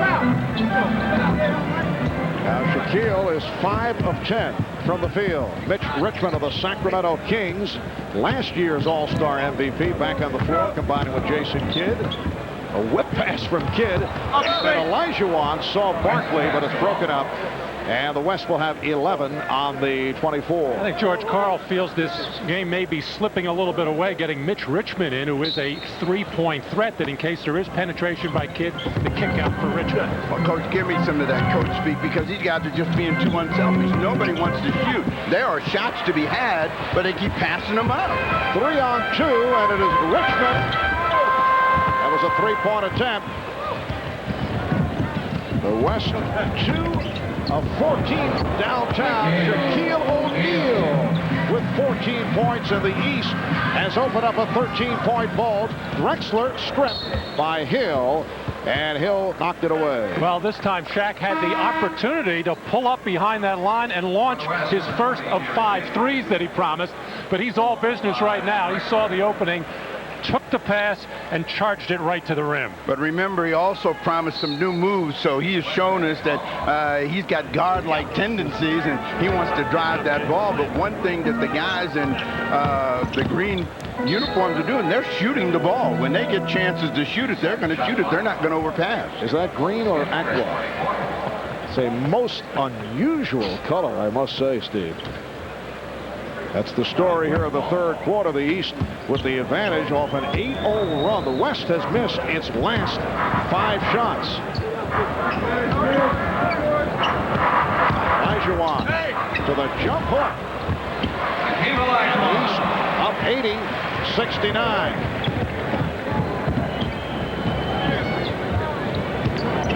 West has won 3 of the last 4. That was too easy on the penetration for Grant Hill. That's the signature move of Grant Hill, that crossover from the right elbow. Nice move by Jason Kidd, getting all the way to the rim. But Grant Hill has that explosive move from high out on that right elbow area. A lot of times he'll pass up that open jump shot because he knows he can get all the way to the basket. But you also got to remember he's being guarded by Charles Barkley. And as you said, if his voice is hoarse, it's from too much golf, and certainly not a thought about guarding Grant Hill. Grant Hill, incidentally, bothered recently by an injured wrist. The Pistons were very concerned, but it turns out that it was only tissue damage. He missed 1 game. And the Pistons say it might go back to an old college injury at Duke. That was intended for Hill on the alley-oop. Here comes Payton keeping the dribble alive. Richmond. Rebound, Jordan. It is a 3-on-1 developing. Hill for O'Neal, and he's fouled by Barkley, not allowing the shot. Now David Robinson will check back in, replacing Hakeem Olajuwon. As George Karl continues to search for some kind of combination, the thought was good as far as bringing Mitch Richmond in, who's a guy that you just normally pencil in 22, 23 points a game. He just can't get a shot to fall. He's gone with 2 point guards, Payton and Kidd, and now come with David Robinson. And apparently Olajuwon remains on the floor, so Robinson and Olajuwon will play together. All right, here's that coaching thing that George Karl likes to do. I got a lot of bigs. I got a lot of smalls. Let's see what they're going to do and see how they're going to adjust. And immediately, another coaching move. Vin Baker comes in the game, so we got size. 84-71. The East with the lead. 5 minutes left in the third quarter. Robinson, Olajuwon, and an illegal defense called for the first time. Wow. I can't remember ever in all the All-Star games I've seen in the last, 5-10 years, ever since the illegal defensive guidelines came in, ever seen one called as an All-Star game. The second violation would mean a technical foul award. Here's Payton on the spin, giving it up to Olajuwon. And Kidd from 3. O'Neal with the rebound. Shaquille with a big third quarter, 11 of the 16 of the third. Michael Jordan switching hands in midair, drawing the foul. And he'll go to the line. Robinson committing the personal, his second. Well, when Jordan has that tongue out, there's only one thing you know. He's headed toward the basket. He's still got some pretty good lift because he had to get control of the ball in order to get it up to the basket to draw the foul. Well, Michael leading the league in scoring at just over 30 points a game, and has done it most of the time this year with perimeter shooting and a lot of post-ups that he has. He's developed a fadeaway jump shot and only going to the basket when needed, coming down the stretch of ball games. Michael coming off a 40-point, 11-rebound game at Golden State on Wednesday night for the 42-5 Chicago Bulls. The East by 15. Payton played by Rice, who just checked in. Here is Richmond. It's Richmond not able to find the range. Jordan with 20 points. Able to finish off the break. Here's Robinson, could not convert. Olajuwon. And handled by Baker. Well, and nothing looks good leaving the Western Conference hands on any kind of shot right now. The East just playing with a great deal of confidence. Now this is on Peyton. This is an explosive Jordan, though. Still go for that slam dunk. I mean, that head was right around the cylinder. And the East has outscored the West 27-13 here in the third as Michael Jordan sits down. 8 of 11 from the field for Jordan. 4 of 4 from the line for 20 points.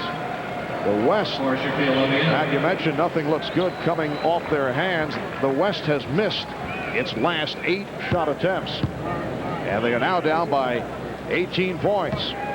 And whatever chart George Karl had as far as minutes going in this third quarter and early fourth quarter has had to be thrown out the window right now as he just keeps looking for something to click at the offensive end, and nothing has happened so far in this second half. John Stockton is back, as is Sean Elliott. Karl trying to do some shuffling here in the third. Richmond played by Rice. Robinson over Ewing, who just checked back in. Elliott keeps it alive. Off the head fake. Robinson, and Robinson with a second opportunity. So they had missed 11 consecutive shots before the tip by David Robinson. That's one way to get some scoring, is get to the offensive glass. But right now the West is so small out there, with the exception of David Robinson. Nobody else can get to the offensive board. Well, that is the favorite move of Patrick Ewing of the New York Knicks. That head fake and then the fadeaway from the baseline. The East 92-73. The East is 12 of 16 from the field here in the third quarter.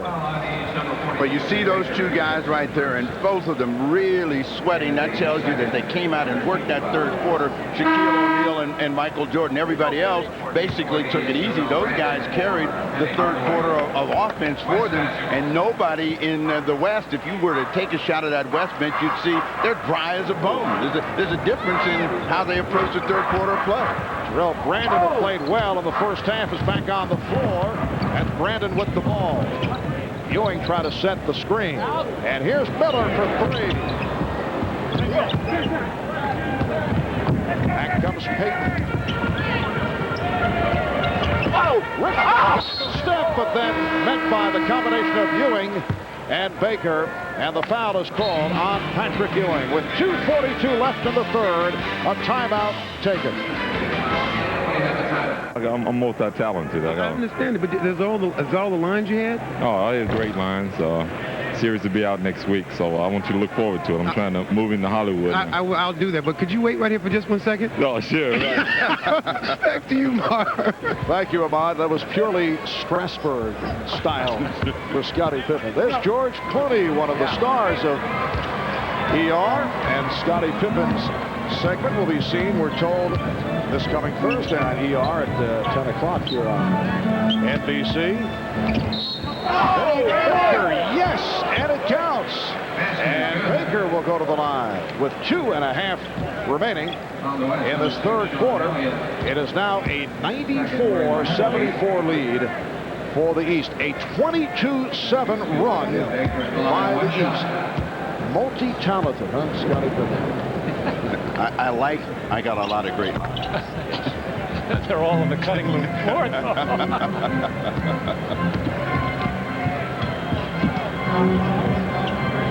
Stockton with Peyton and Richmond in a 3-guard alignment. John Stockton.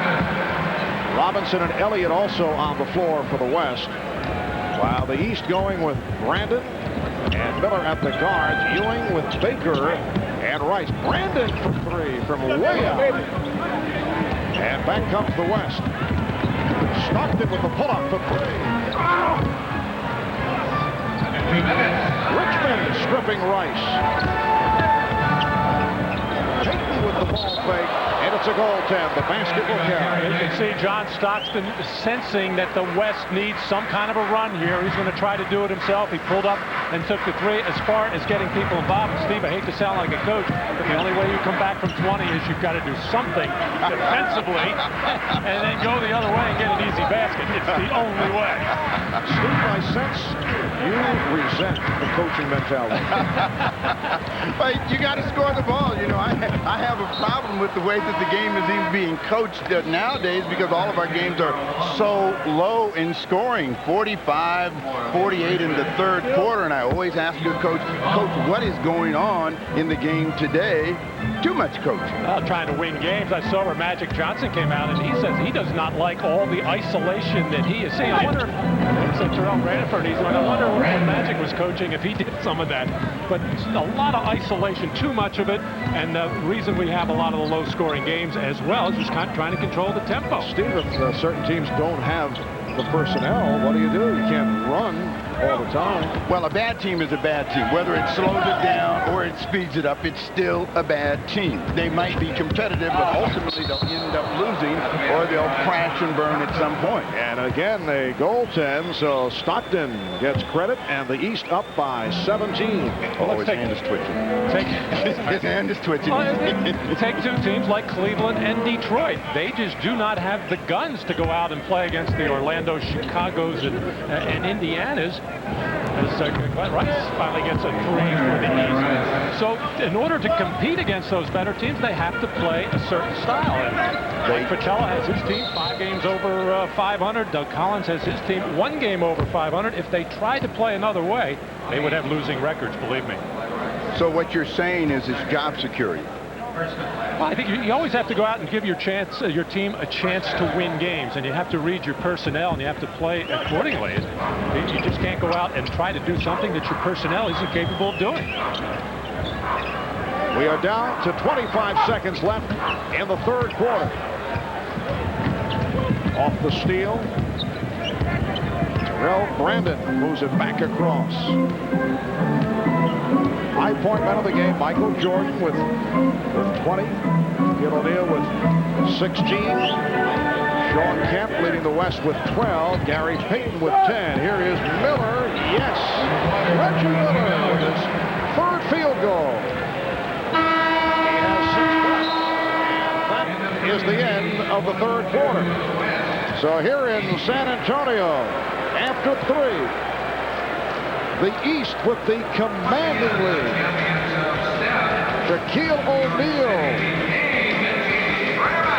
breaking out in the third quarter. The East 16 of 22 overall in the third. We'll be back after this from your local station. And his wife, Mrs. Commissioner, Diane. David, incidentally, wearing his alternate road blazer, should be pointed out. And the NBA Board of Governors, we're told, will be rubber stamping a new contract for Mr. Commissioner. Tomorrow, a new long-term deal. And I understand the salary cap of the league's severely strained. Yeah, we should all have such a good rubber stamp. Fourth quarter underway. Reggie Miller called for the foul, but what a job David Stern has done, and has certainly enjoyed the festivities here on All-Star Weekend here in San Antonio. Crowd of better than 36,000. And travel called on Terrell Brandon. You don't have to make it a close game, The largest crowd for an All-Star game, an NBA All-Star game, was 44,735. 44,000 plus 1989 at the Astrodome in Houston. Robinson able to recover. So the East leads 102-82. The East with 41 points in the third quarter. They outscore the West 41-22. Here is West on the quick release. Now, Matt, as a coach, do you decide you want to try to get back in this game if you're the West coach, or are you just content to get players in the game? Oh, no, you're trying to make a run, and George started it with the beginning of this fourth quarter by going with team combinations. John Stockton and Karl Malone, teammates. David Robinson and Sean Elliott, teammates, and his own man, Gary Payton.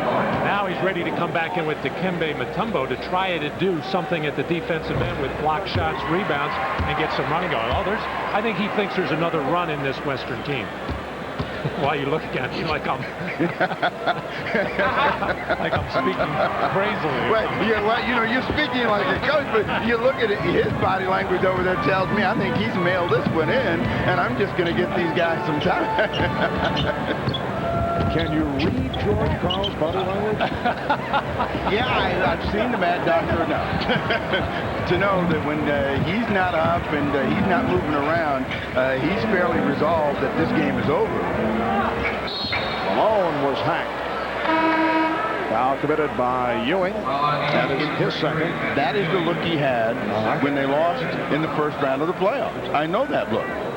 Despite more wins than any NBA coach the past 2.5 years, George Karl, without that fully guaranteed contract for next season, we talked about it earlier with George, he says he doesn't know what is going to happen. He says he is still able to focus, but if they would make a strong, positive commitment, he would listen. We're hitting the rim, and they're hitting the net. He loves his team. He likes the team right now. Hersey Hawkins coming in the Kendall Gill trade. Obviously, the team with the best record in the West. But tremendous pressure on George and the Sonics to get out of that first round. And sometimes, if you just think of just getting out of the first round, you may have a little sigh of relief there and not be ready for the second round. Well, let me speak up for coaches, and I'll speak up for George Karl in this sense. He has done a terrific job. I don't know that anyone could have done a better job in making that team competitive, actually getting it to the state where they even thought they could have been a championship team. And suddenly, if you yank the rug from underneath them, you're starting all over in Seattle again. Now, that's the last time you'll hear me say something good about it. Steve, that's all well and good, but as Ewing is able to slam it down, but ownership and fans look at a club that did so well during the regular season, and then they knocked out in the first round. It's hard to accept. Well, the Denver one was strange as they won that series in 5, but then a tremendous series against Houston last year, the eventual two-time NBA championship. And there's no shame in losing. A lot of teams can say that after losing to the Houston Rockets in the playoffs the way they played last season. An 18-point advantage to the East with 2 minutes gone by in the fourth quarter. Baker and Mutombo with the rebound. Marv Albert, Matt Guokas, and Steve Jones from San Antonio, Texas. Here is Malone. And the tip missed. Mutombo and tied up. It will be a jump ball. Dikembe Mutombo of the Denver Nuggets. Well, Mutombo does a great job of retrieving that, but he just can't get the ball back up to throw it down. Timeout called with 9:39 left in the fourth. Retiring prior to the season, and Magic with 25 points in 29 minutes and entered the game in storybook fashion to earn the MVP honors. In recognition of this moment, Miller will donate $1,000 to the Thurgood Marshall Scholarship Fund. There's Magic Johnson and his wife Cookie. Since Magic has made his return to the Lakers, they have won 4 of 5 games. The only loss at the hands of the Chicago Bulls. You know, with him, there's always something extraordinary happening, and he's always on the edge of some dramatic moments. And the Lakers now actually think they have a shot at winning another championship with Magic Johnson back. But followed by Payton. So the East leads 104-88. Jackson has Brandon and Miller in the backcourt. Baker with Mourning and Howard up front. Didn't get it on. And Malone able to run it down. Sean Elliott off the dribble. Beautifully done. Yes, and it counts. And Sean hears it from the partisan San Antonio crowd. Sean Elliott having his best year as a pro. Averaging 22 points a game, up from 18. Strong drive to the basket there. Got a little injury a couple of weeks ago. Went about a 5-game stretch where he just could not put the ball in the basket. and then bounced back the last 2 games before the All-Star break with big scoring games. So here's a run by the West, an 11-2 spurt, and they have cut it to a 13-point East lead. We got 9 minutes left in the game, so Maddie's moving a little bit closer to the edge. You can see there, and he's starting to coach. Reggie Miller with his 4th field goal. He has 8. The East has led by as many as 22 points. Stockton facing a double team. Well, George Karl's one concern was the team shots were not going in the basket. He said their shots are hitting the rim. The East is getting nothing but the bottom of the net, and mistakes have hurt them as well. Brandon. And Malone with the rebound. 7 rebounds for Malone. Mutombo to cut it to a 13-point East lead. That's why John Stockton is going to lead the NBA in assists for the 9th straight year. Bob Cousy did it 8 straight times. But he just knows when to deliver the ball. Waited for Mutombo to get his feet set to catch it and just make the easy finish. What's the mental state of Phil Jackson right now? He's got a lead. It's been pretty comfortable. And you take a look at Mutombo come down the lane and adjust, maybe get an extra step, but that's when you really want Mutombo to have the ball going to the basket where he doesn't have to make a lot of adjustments. Does Jackson make some changes? Well, I'm sorry, Marv. Yeah, I think he'd like to not have to use Michael Jordan or Scottie Pippen. He wouldn't mind putting Shaquille or Hardaway back in there to wear him out a little bit. Here's Malone, and he is fouled by Baker. A moment ago, we saw a face-guarding foul that was called. As Mourning and Mutombo have been having some fun with each other. Well, they have fun with each other all summer long and throw Patrick Ewing in there and say, hey, you're my teammate. Don't be doing that. Karl Malone on. Let me make a correction what I said earlier about the Sonics getting beat in the first round. That was by the Los Angeles Lakers. It was the Utah Jazz who won 60 games last year and get knocked off in the first round by the Houston Rockets. So this is a kind of a same situation for Utah this year. They had Felton Spencer back. He's coming back from that injury, and they're going to need him to advance into the playoffs or advance very far. Now, are you saying that Phil Jackson would use O'Neal before he would use his own man here? Yes. I think is there a little subtle politics being played here? I mean, after all, the Magic are chasing the Chicago Bulls. Right. Keep Shaq happy, keep Penny happy, give them all the playing time they want now. And Shaquille is back on the floor, goes to the fadeaway. The West had a 15-4 run going. It is now the East with a 108-95 lead. 7:20 remaining in the 4th quarter. Nice goal by Shaquille. Howard strip. Malone pops it down.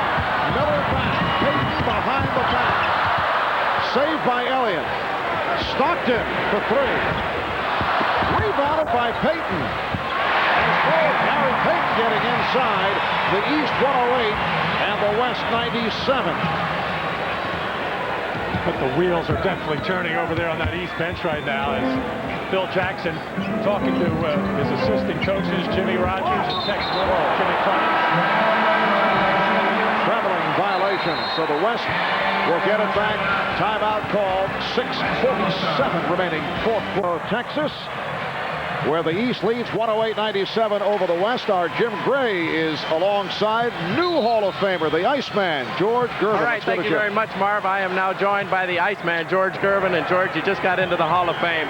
You were saying before we came on the air here, you were very nervous about it. 3 years in the ABA and then 9 in the NBA. You were nervous about getting in, huh? I was a little nervous. I was a little nervous, but, yet I was kind of confident, too. You spent so many years here, 12 years here in San Antonio. Yet you played in the old Hemisphere Arena doing that finger roll all those years. There were 3,000 or 4,000 people. Does it gratify you to see 36,000 here today? It just gratified me to see so many people in San Antonio and the world to be able to see what a great city San Antonio is. All right, guys, we're happy for you. Congratulations. Thank you very much. Let's go back to Marv. All right, Jim. Stockton unleashing from downtown. Well, the Iceman among a group of 6 new inductees, including Nancy Lieberman-Clyde, who I'm told wanted both of you one-on-one at some point. I saw her play in a USBL game against men and more than held her own. The West with a 17-6 run in this fourth quarter, cutting that 22-point lead in hand. Shot clock is down to 1. Brandon got it off. Howard missed on the step. Stockton. Malone. This group doesn't have many finishers out there, and it's going to be real tough for the West to get back in it. After they make mistakes, they need to have open court players to finish, and right now the only one really that really excels in that is Karl Malone, and he's not running with a great deal of energy. Nice move again by Shaquille. He has 20 points. It was Shaquille with an enormous third quarter that helped turn this game around to give the East that 22-point lead. Payton with the spinning move and fouled by Howard. Well, let me ask you, Steve, before you get me with the time running down here, 5:29 to go, Michael Jordan or Shaquille O'Neal? Well, since the coach put him back in, Shaquille O'Neal. I mean, Shaq has really exploded in the second half, gave him that energy along with Michael Jordan. I think that Michael Jordan is easily the sentimental choice, but it looks like Jordan is going to finish the game on the bench, and O'Neal is going to be out on the floor. He may end up scoring more points. And the stat line on Jordan, 8 of 11 from the field, 20 points in all. O'Neal 9 of 15 for his 20. The East with a 110-98 advantage with 5.5 remaining. Fourth quarter. Here's Grant Hill replacing Juwan Howard. Gary Payton is now 5 of 5 from the line. He's had a solid game, 15 points in all.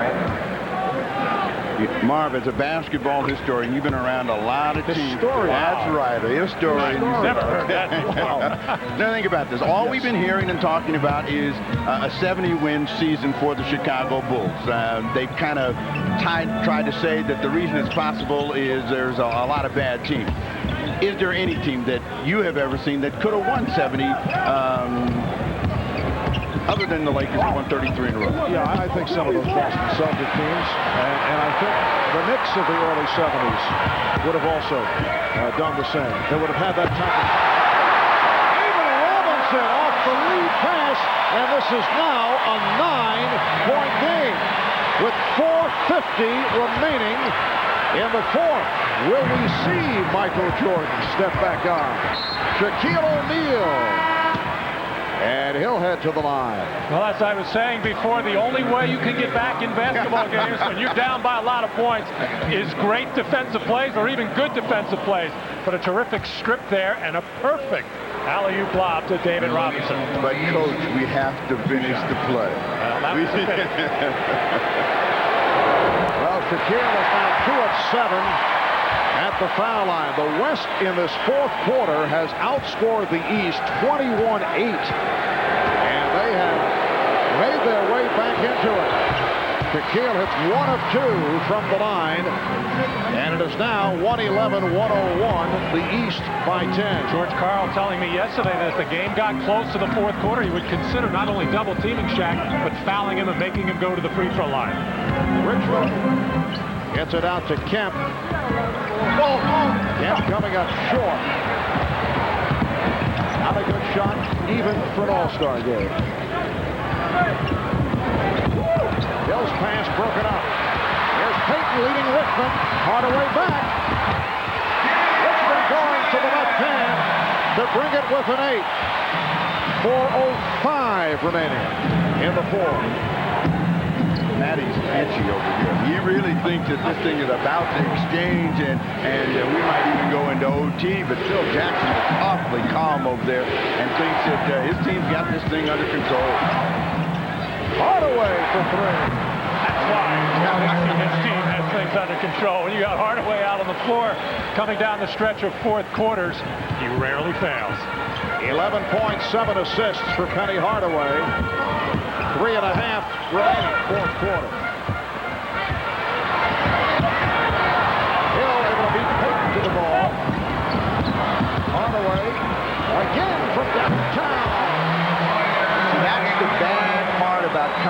everything has to go perfect, and if it doesn't, you look back up there, now it's a 14-point game. Matt just left. And Payton able to hit on the drive, but Penny Hardaway with the consecutive three-point shots just as the West was making its move.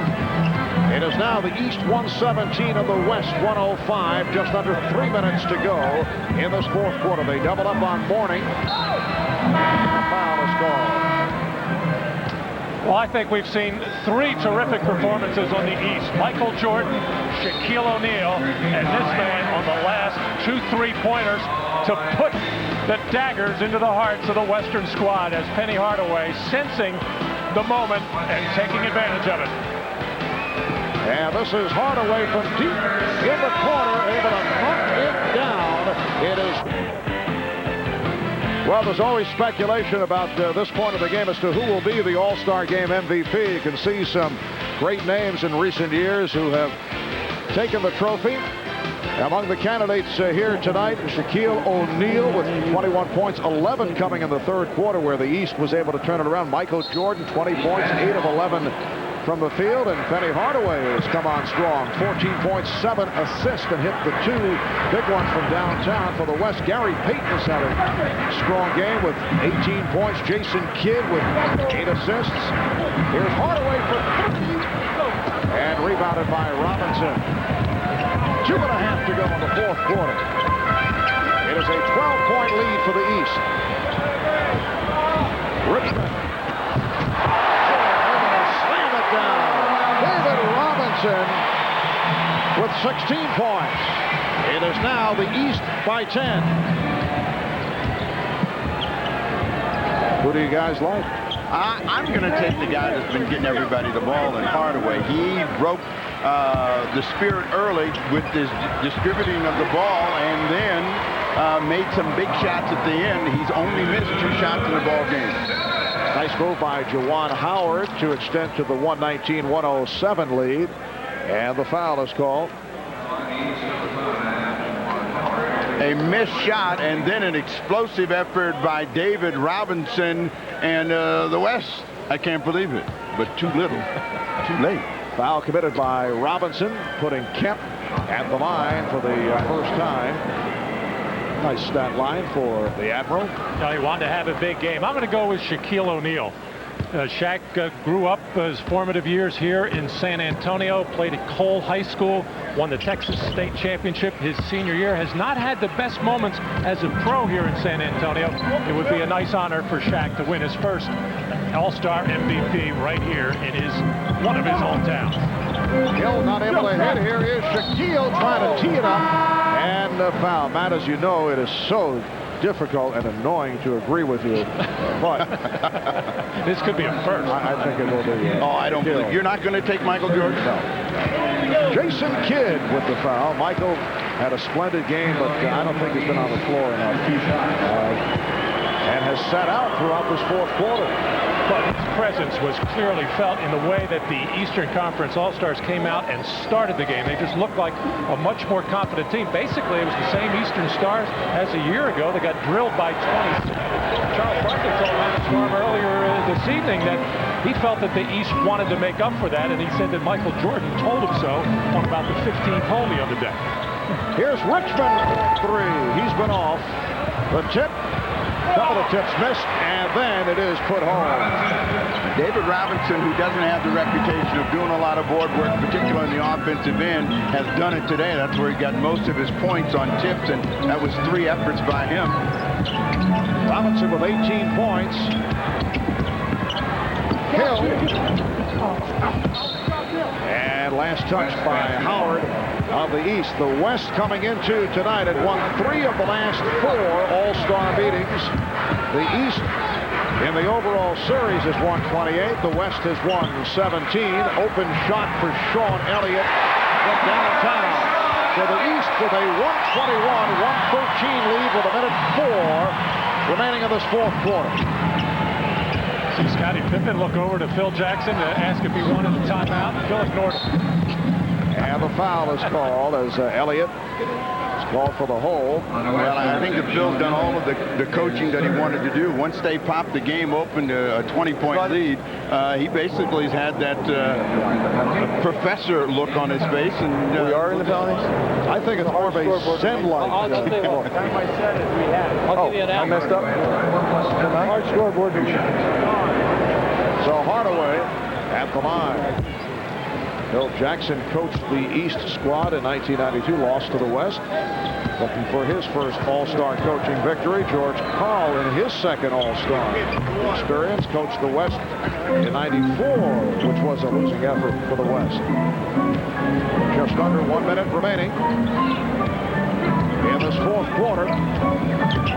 Elliott tried to go to the crossover and lost it. Hill delivering to... Oh! And the foul! Even Shaq, look! Even Shaq talking to the crowd, he knew that. Look at the East bench. The East bench is up there. Acknowledging a vicious tomahawk dunk. Oh, what kind of poster is that going to be? And you hear the reaction from the crowd. Shaquille, although, as you mentioned, it is one of his hometowns, has not been a popular figure here in San Antonio. Elliott hitting the three, and in particular, in that instance, he did it in the face of David Robinson of the Spurs. And they have a little rivalry going that at times has been on the testy side. Oh, it has been, and David has basically had the better of it, and they're going to meet again. And he's going to remember that Miller moment. Yes. Oh, Steve programming now. Well, it's not going to be during this regular season. If they're going to meet, it'll be this year. It'll be in the NBA Finals in June. And, you know, Shaquille has not had particularly sterling all-star experiences in his first 3 years anyway. That first year, I remember he was upset with Pat Riley for not giving him what Shaq thought was enough minutes. The next year, George Karl, he felt ordered double teaming. Of course, George did not. And last year, the sound beating by the West. Kemp not able to hit. 25 seconds remaining as Hardaway gets it back. George for Howard. They were planning that one. Here's Elliott. And the East lead 127-118. 15 seconds left. You think Shaq will shoot the three now?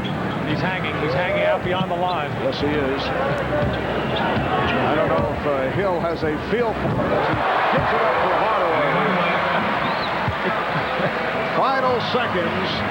We will stay with you for the announcement of the most valuable player of this 46th All-Star game.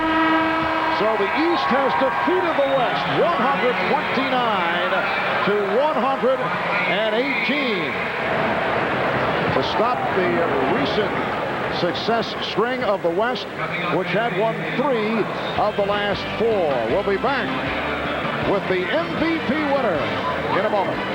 The East with the victory over the West. Now for the announcement of the winner of the Most Valuable Player Award. Let's go to Ahmad Rashad.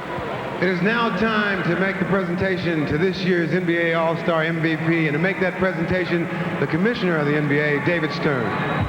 Thank you, San Antonio, for being such gracious hosts and hostesses, and thank you, Michael Jordan, for winning your second MVP, 20 points, 4 rebounds. It's nice to have you back. Congratulations. Yeah. All right, Michael, this time, it seems to me you really enjoyed yourself this time. I had a good time. Quite naturally, it's unexpected. You know, I had a good time. I think. From the Kansas